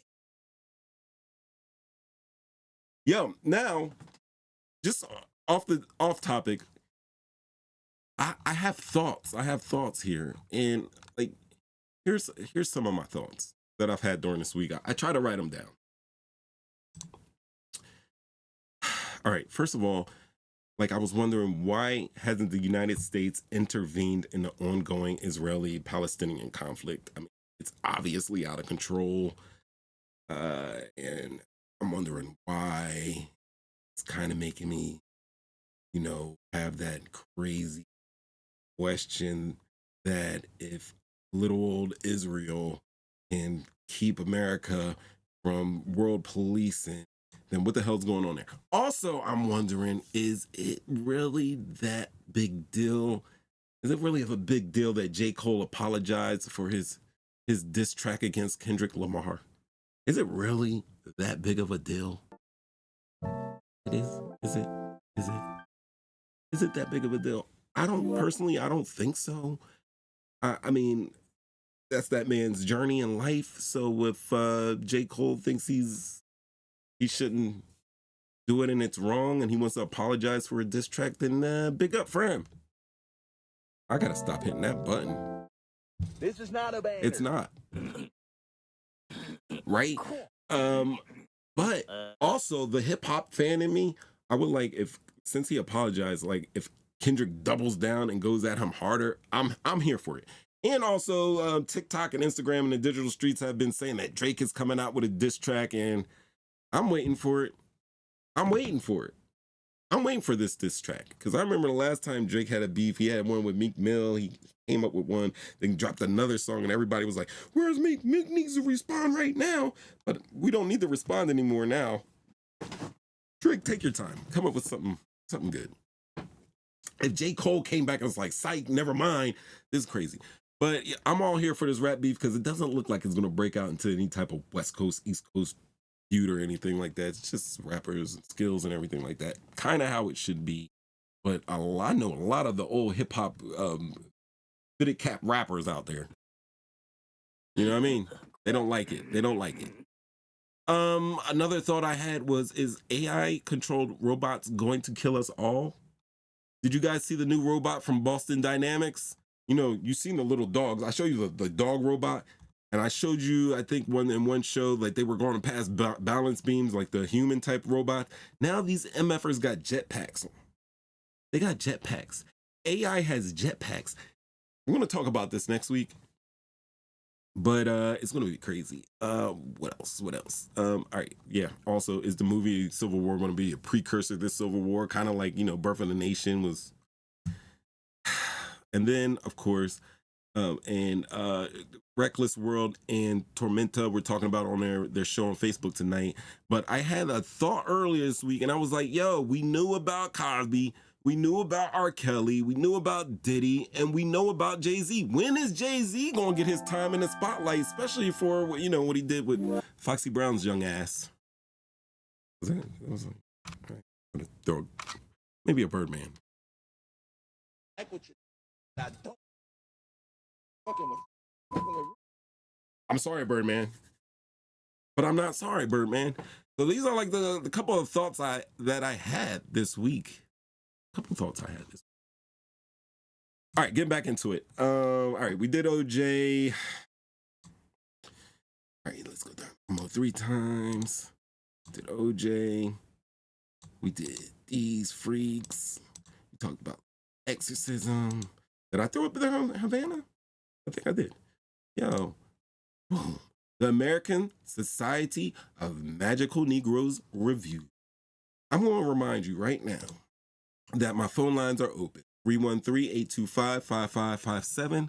I appreciate what you guys are doing in the chats. You are making it live. If you could do one more thing for me, regard me. If you have not yet subscribed, please do so. If you not hit your notifications bell, please do that, because sometimes I'll sneak on here on a Monday or a Wednesday night or something crazy, and I'll just come on. I have something to say. Maybe you can catch it. You can catch it before the other. I don't know. And then finally, if you're in here in this chat section, please, I appreciate you for coming out. I thank you for watching this show, but I need you to go one step further for me. Take this finger, hit that button with the thumb up one. Hit that button, or take your clicker and click on that button with the thumbs up. Let's get these likes up. And I will promise you, I'm taking that button off.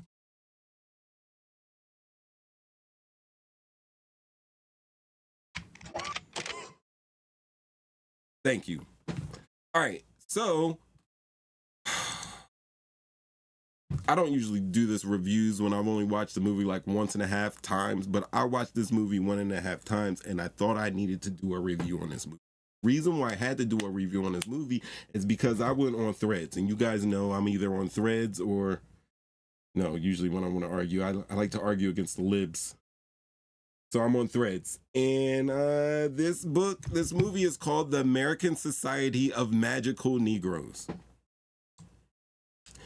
That's what it's called. That's what the movie's called. Boom. As you can see. And it says it's a comedy fantasy. It's more of a romantic comedy with a fantasy touch in there. But you know what? I actually like this movie. I like this movie. First and foremost, David Allen Greer was in it. And David Allen Greer, for me,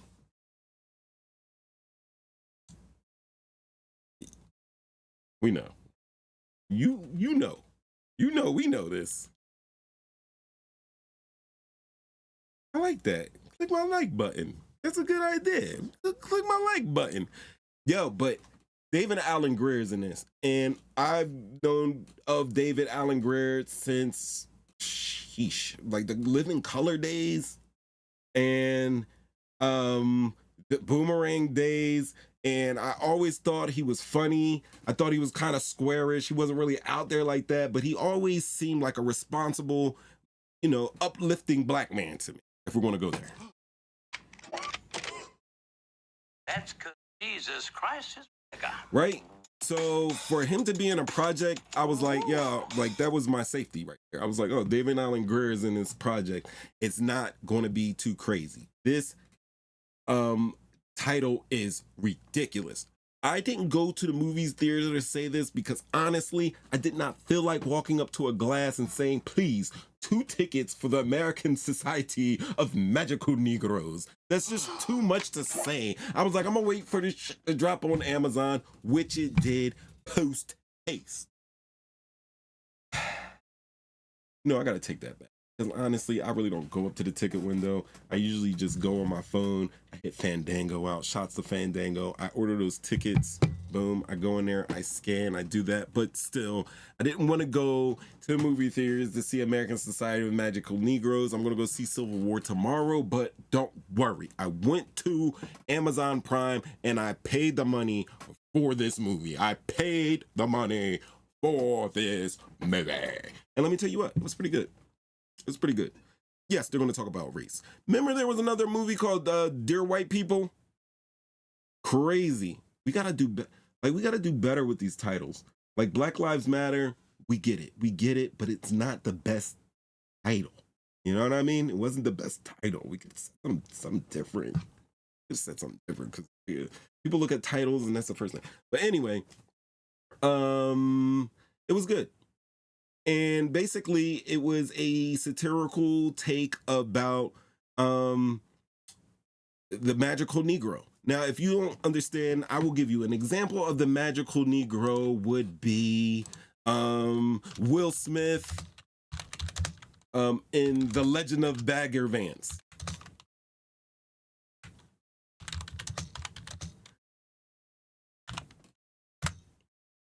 And oh man, when when the young star comes in and he actually gets indoctrinated into the magical Negro, they kind of do like a take on the Legend of Bagger Vance. They use it, but instead of golf, it's like billiards or whatever. And boom, it's a charismatic black man that's going to help a white man out of a situation. They applied this to Legend of Bagger Vance. They applied this to like a Driving Miss Daisy. They applied this to the Green Mile. Oh my God, the Green Mile came into this. The Green Mile. You know, where you have a black character that is magical and helps out the average white guy, right?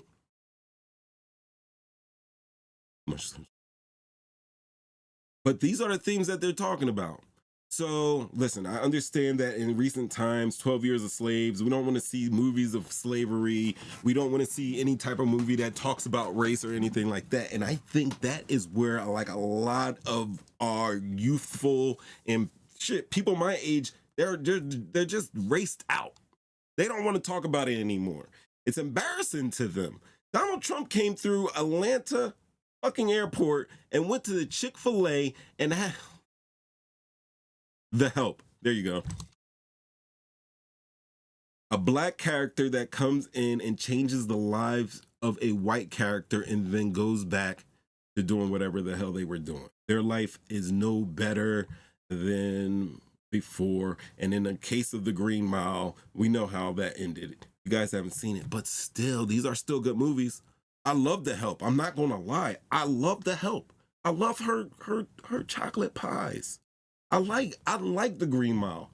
I thought John Coffey I thought it was very, very moving, but this movie did come out in 99. I was a little bit younger then, but I look at it different now than I looked at it then, but it's still a good movie.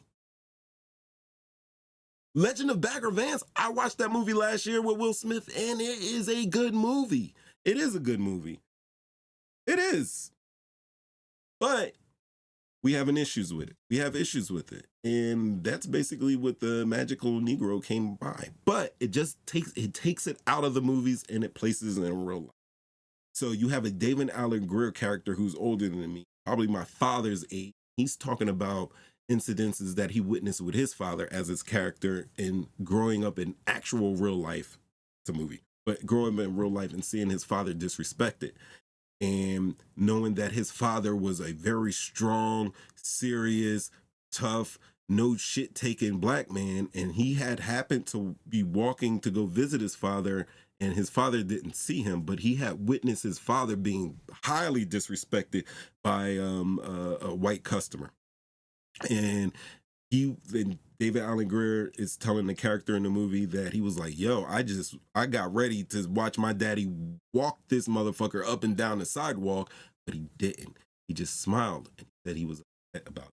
He said he went home, he was crying, and he found his mother, and his mother was basically saying like, yo, for those times, like that was the most bravest thing that his father could do, was to sit there, take that disrespect, wipe that spit off, and keep his smile and maintain his composure, because they needed money so they could live and they could survive and they could eat, could thrive, and they could go on. And I think the conversation about this movie takes us farther because, yo, we are so like, and this is for my peoples that we're talking about this. Like, we are so fucking frantic about being so militant sometimes that you do not realize that the sacrifices that people made for us to still be alive and breathing here. We know that there were militant people that jumped off that ship, if we're going to go from the African route. We know that there were people that was like, yo, we're not having it. I'm taking my life. I'm taking my baby.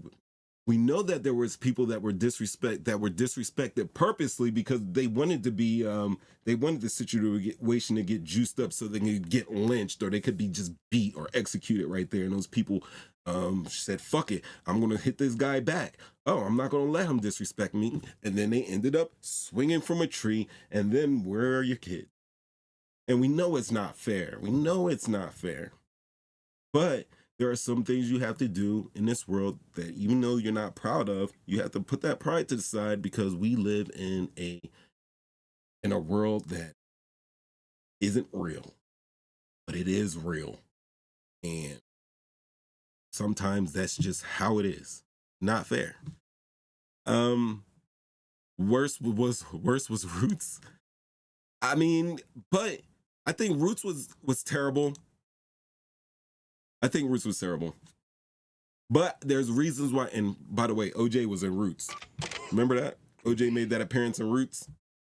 And he had to run down Kunta Kinte because Kunta was messing with his daughter. But actually, I don't really have a huge issue with Roots, other than that they tried to pass it off as it was like a real story that was passed down generation to generation. And a lot of people were affected by it culturally. They were affected by the lies that Alex Haley told. I can't. Real conversation. Real conversation. But I mean, a lot of people are taking exception because I don't know what they expected to see. It's not like a step and fetch. It's an actual comedic satire about an issue that is prevalent in the Black community. I gotta stop hitting that button, but I don't want to go back to this one. Maybe. Yeah. There is no thought. No thought. And the brand is just.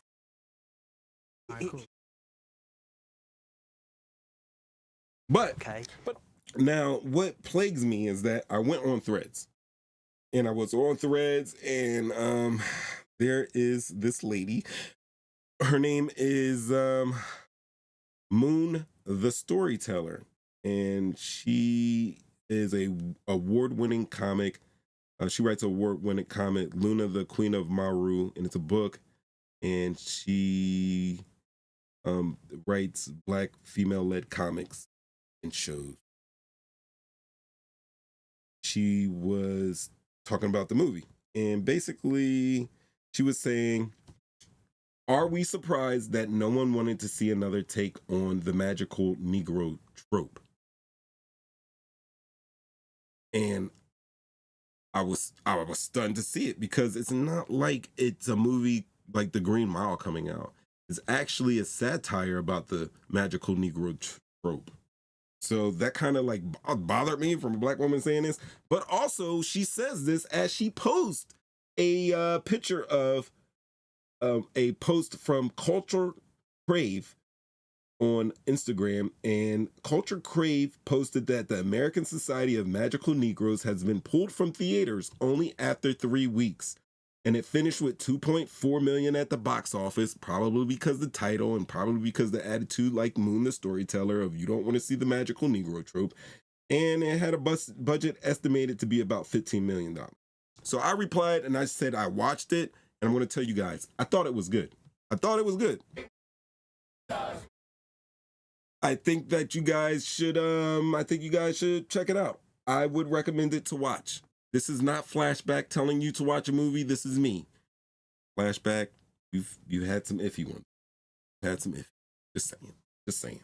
But this one, I think you should watch it. So then she asked me, what did you like about it? And this is what I liked about it. This is what I wrote. I said, it showed how the older generation managed racism versus how the young bucks do. It said, I like how it displayed the frustration of many blacks in corporate companies. That's what it talks about. And then there was a definitive point made at the end, which I will not spoil for you. But I like how there wasn't any really internal beef between the generations. Like the way that the main character and David Allen Greer, because they're kind of like mentor and mentee. I'm sorry, Ev, I see you in there. I got you. What I liked was that even though they both had like a different mindset to what was going on. This guy is saying that, hey, like, we don't need this in corporate. And this guy's like, listen, this is what we do. This is how we've been doing things. There wasn't really that much of there wasn't an animosity or a beef between them. It was kind of like they were working together, which I like seeing that, as opposed to working apart. And it was like a pure mentorship, not some, I'm your boss and I'm gonna tell you how to do this and how you do that. It was just kind of two black men, one on the older end of the spectrum, one on this just starting out in this end of the expression, coming together and talking about some serious things. And that's what I said. I like the generation. I think a lot that the title could have used some help, and that's probably took away from the people going to see it. But I said that I was going to talk about it on my show this Thursday, like I'm doing right now. I invited Moon the Storyteller to come on and give her take. And she responded and said, no thanks, but I wish you well, which I appreciate, but it kind of was snarky. And it says, I no longer invest energy into projects that, in my opinion, aren't moving us forward. And I don't think that this is a project that moves us back. I think it's a project that sparks a conversation. And I think that it's put in a context where black people will immediately recognize it, and that people outside of the culture will look at it and be like, let me think about how I carry myself in corporate America, especially around people of color. Boom. But like she said she didn't see it, but I said, cool. I don't see how it moves us backwards, and I don't see how this movie moves us backwards, but I have to ask if you actually watched it, which I'm just, so I won't be assuming, because obviously she didn't watch it. And if you didn't watch it, how did you form an opinion about it? So that's what I'm thinking. I'm thinking that if you haven't watched it, then I don't think you should be forming an opinion about it. And also what she posted, the Culture Crave, that site is not owned by a person of color. So I mean, you got to read the fine print sometimes. Even this lady Moon the Storyteller, I can't even believe if she's real or not, because there's so many bots everywhere, specifically threads. But yeah, I mean, I don't know how you get a blue check with 875 followers, but she did it somehow. We respect that. That was a little petty. I gotta call her in here. That was my little rant. That's how I get angry. I show my anger. Damn, am I calling someone back? Hello? Did you call? Hello? Hey, Mo 3 times. You're live. Are you watching ID channel and not my show right now? I'm watching you, but why are you calling me? That's why I'm like, why No, are I you saw calling you in me? the call queue. I saw you in the call queue. I was like, all right, I'm hanging up. I am hanging up, dropping the call. I am dropping the call. Why? Why? Why is the call still here? I shouldn't even be talking to you right now. I should just be. Oh shit, she's really gone now. Sorry. I'll talk to you in a little bit. But yeah, that's what we got. So my suggestion to Carla Madrino, I'm glad that you didn't call in here. I wasn't going to chew you up or anything like that. What is these 5 shots? What's going on here? All the new AI, the new king. Do you feel like you're walking on air? Don't let it go. Oh my God.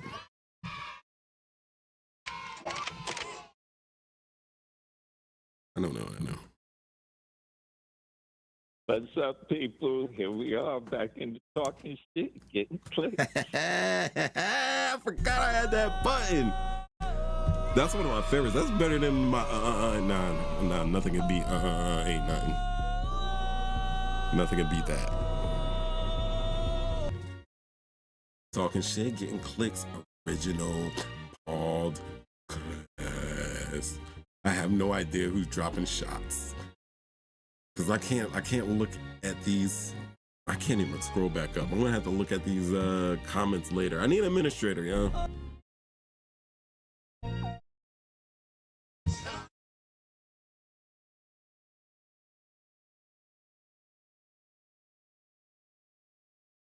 Go ahead, drum days.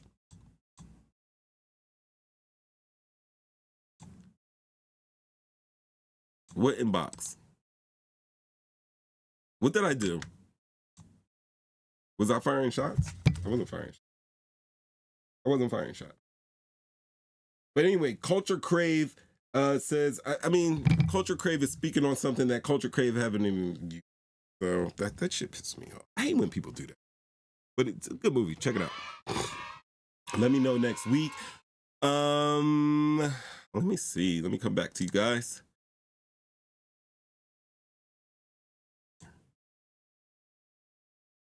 Temperature. It's hot. You see me? I'm sweating in here. I'm working. I am working for the YOU. But ultimately, oh yeah. You know what I was going to talk about? I was going to talk about Christian Combs. Because we got to do a oh no. Arizona, Arizona, guys. Arizona. You guys know that they rolled back the abortion law in Arizona to a law that a law that they made in 1862. Did you guys realize that Arizona wasn't even a state in 1864? So they got laws about abortion, and basically, I'm gonna pull it up right here. That little thing. Where is it? I had notes on it, but I don't know. It's whatever. I'm going to tell you right now that yes, we are still in a fight for women's reproductive rights. And I know a lot of us here, we are some good Christians and we don't care about killing babies anyway. Still, there are some rights. Sometimes it's unfortunate. But you're losing those options. And so anyway, the text was a part of the first package of the laws, and it was by the territorial legislation in 1864. This is Civil War times. Now, a person who provides, supplies, or administers to a pregnant woman or procure. I gotta read it in my 1864. A person who provides, supplies, or ministers to a pregnant woman or procures such woman to take any medicine, drugs, or substance, or uses or employs any instrument or other means whatever, with intent thereby to procure the miscarriage of such woman, unless it's necessary to save her life, shall be punished by imprisonment in the state prison for not less than 2 years, nor more than 5 years. Now, there's a companion law requiring a minimum 1 year sentence for a woman seeking abortion since it was repealed in 2021. But the Arizona Supreme Court, Sedona, Arizona is a beautiful state. It is a beautiful fentanyl, meth-ridden state, but it's beautiful. And yeah, that's what they're doing in there. So let's keep an eye on that, on the reproductive rights of the woman.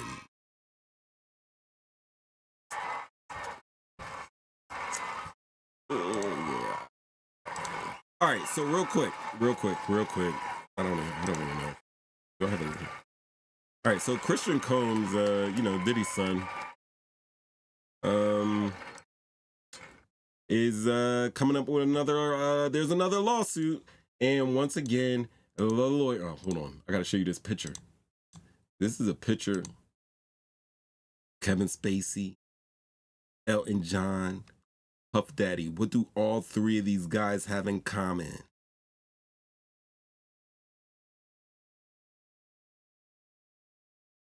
Is there a button? Your comedy minute quickie. Yeah. That shit, yo, bro. Think about what you just discovered. So listen, that's I got. Yeah. Christian King Combs. This is Tyrone Blackburn. This is what you were talking about, Reckless, how Tyrone Blackburn was writing love messages for Cassie, and it was crazy for Little Rod, right? All right, so Tyrone Blackburn has another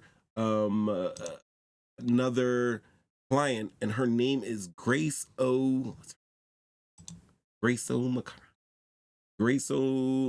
Marquez, who was 25 at the time when Christian Combs, who at the time was 24, she was working on a yacht as a yacht worker, and Christian Combs liked her and was flirting her up, allegedly made her drink a tequila shot that was laced with drugs, and that they have a recording of it.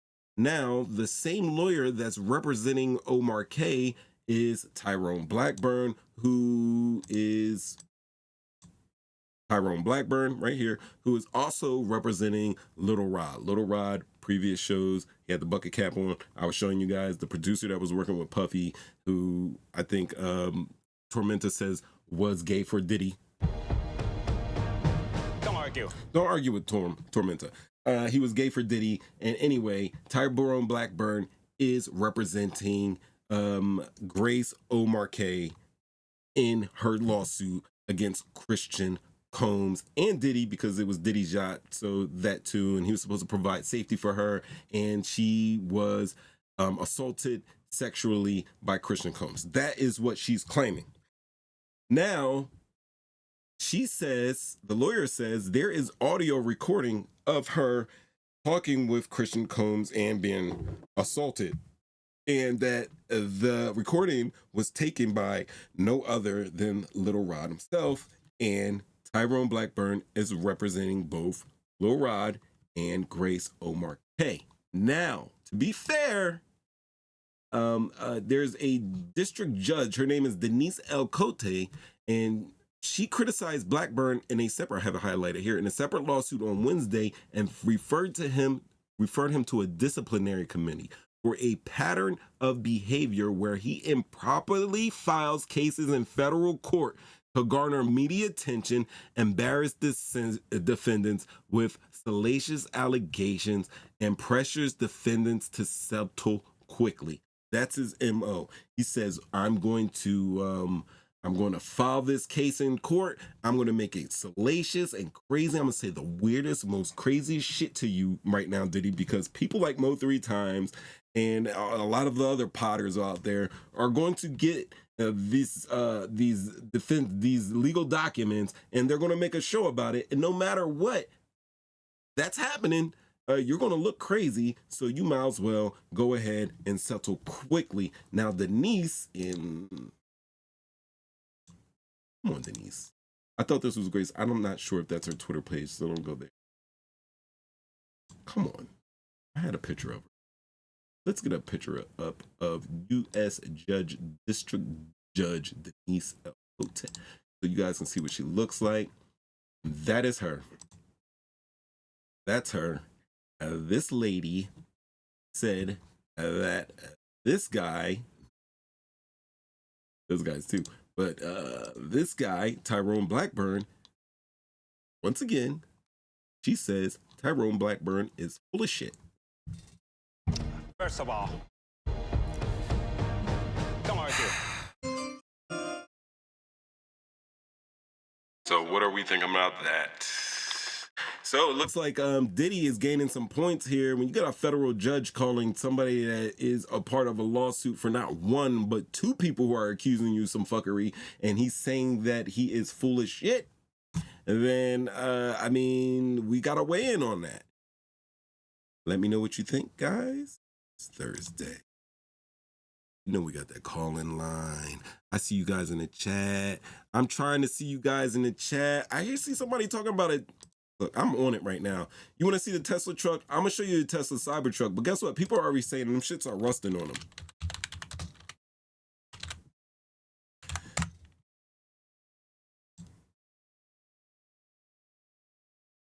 Here's a Hot Wheel.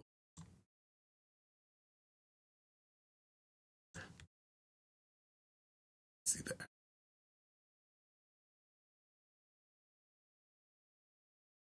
Here we go. Doesn't look so futuristic. Doesn't it? That thing, it looks cool. It looks cool. Look, oh my God. And you can carry stuff in the back. Yo, Honda tried to make one of these a couple years ago, like 10 years ago. They tried to make something like this, but no. Look, I mean, the Cybertruck looks really cool, but let's check the interior. We gotta check that. Yeah, gotta check that. That don't look that bad. That looks pretty cool. I would ride in that. I mean, like, no. It does look crazy. But did you hear about the Cybertruck rusting? That's something I heard about today. Owners complain of rusting on Cybertruck. They are stainless steel and them shits are getting bruised. Yep. They say that the hardly steel, the binding might literally be bulletproof. I seen some type of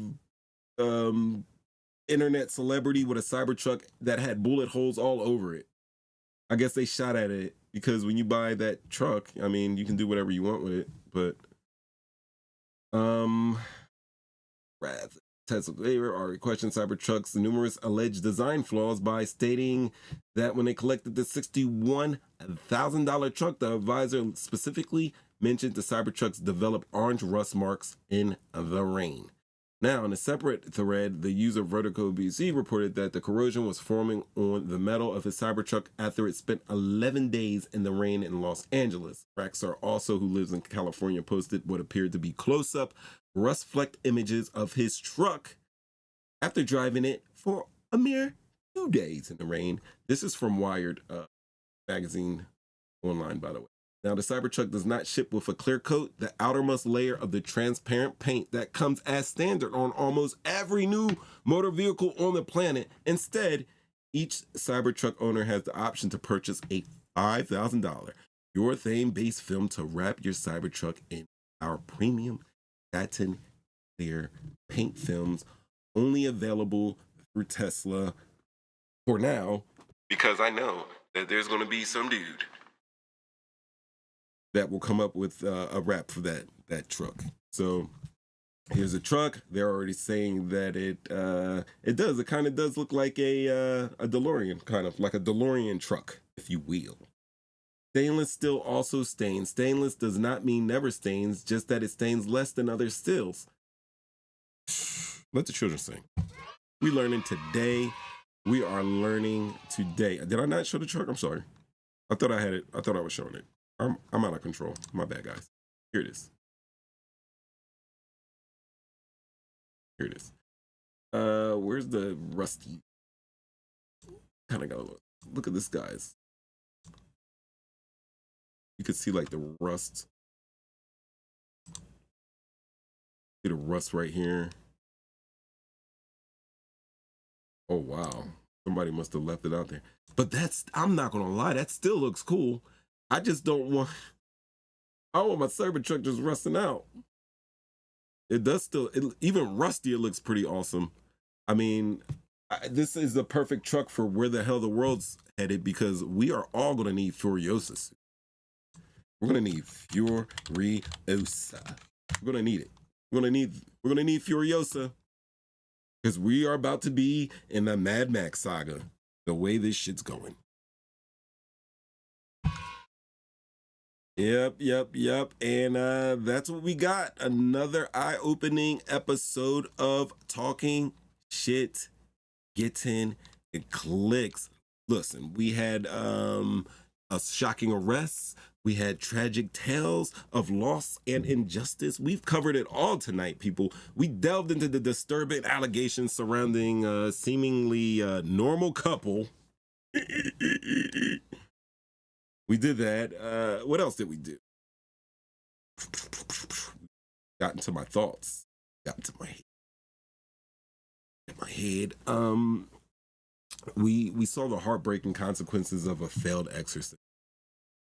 We peeled back the layers of the secrecy surrounding Havana Syndrome and its impact on our nation's security. And we didn't stay shy away from the tough topics. We talked about the oppressive abortion laws in Arizona, maybe not to the extent that I thought I was going to, but we talked about it. And then I shed light on the challenges faced by Christian Combs, son of hip-hop mogul Sean Diddy Combs. We talked about that. But beyond the headlines, tonight was more than just about the stories. It was about you guys. And I appreciate everybody that came into the chat, everybody that called in. Like, one of the highlights of my evening was hearing you guys discuss the OJ scenario. I like Let the Children Sing for all of you. It's about sparking the conversation. It's about challenging the perceptions. It's about standing up for what's right. And so I have to thank you all for tuning in and joining the discussion, sparking the conversation, and doing all that stuff. So join us next time for more thought-provoking conversations on Talking Shit, Getting Clicks, and I will let you know that next show we are going to get into some hot topics. We're going to talk about some global affairs stuff. We're going to definitely go into more Israeli-Palestinian conflict, the IDF blowing up aid workers. We're going to talk a little bit more maybe about this J. Cole drama. I'm thinking we might have something coming next week from another rapper to get into here. That's what I'm banking on. Definitely, we're always going to talk about AI, and I'm definitely going to bring up AI-controlled robots. Another 60 Minutes interview that I saw that was beautiful that I want to share with you guys from one of the godfathers of AI. He's going to talk about how AI probably going to kill us. Flashback and I and whoever else wants to come tomorrow, we're going to go check out Civil War. We're going to come up with a time we're going to check that out, and we'll talk about that next week on the show. And then finally, it was a thought I had about when's Jay-Z going to get the light's going to shine on Jay-Z, because damn it, that's been like a pattern now. So we might get up into that next week, but don't miss out. It's going to be our most provocative, our most thought-provoking discussions next week. So mark your calendars and join us live. Talking Shit, Getting Clicks on Mo 3 times. Let the Children Sing. Give me some applause. I'm going to hit this horn, and then I'm going to hit this theme song, and then I'm going to see y'all next week. Peace.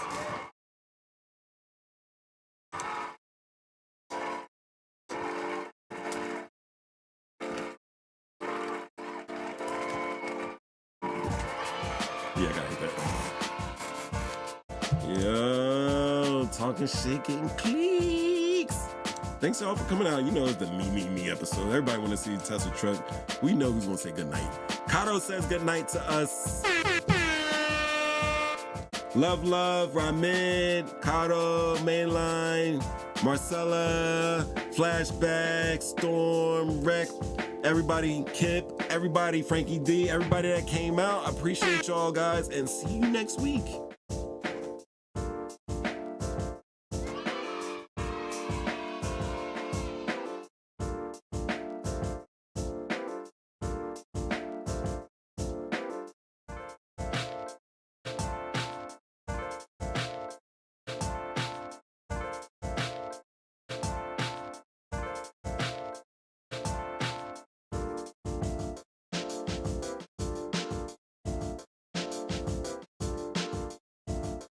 Marcella, I tried to talk to Sophia and she didn't want to talk to me. You remember that show?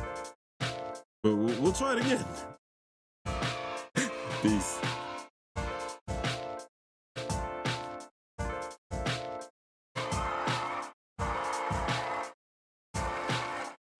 I can't control it, okay? It's in my family. My father said it's on his side. I can't control it. I don't understand. I mean, it makes me very sad.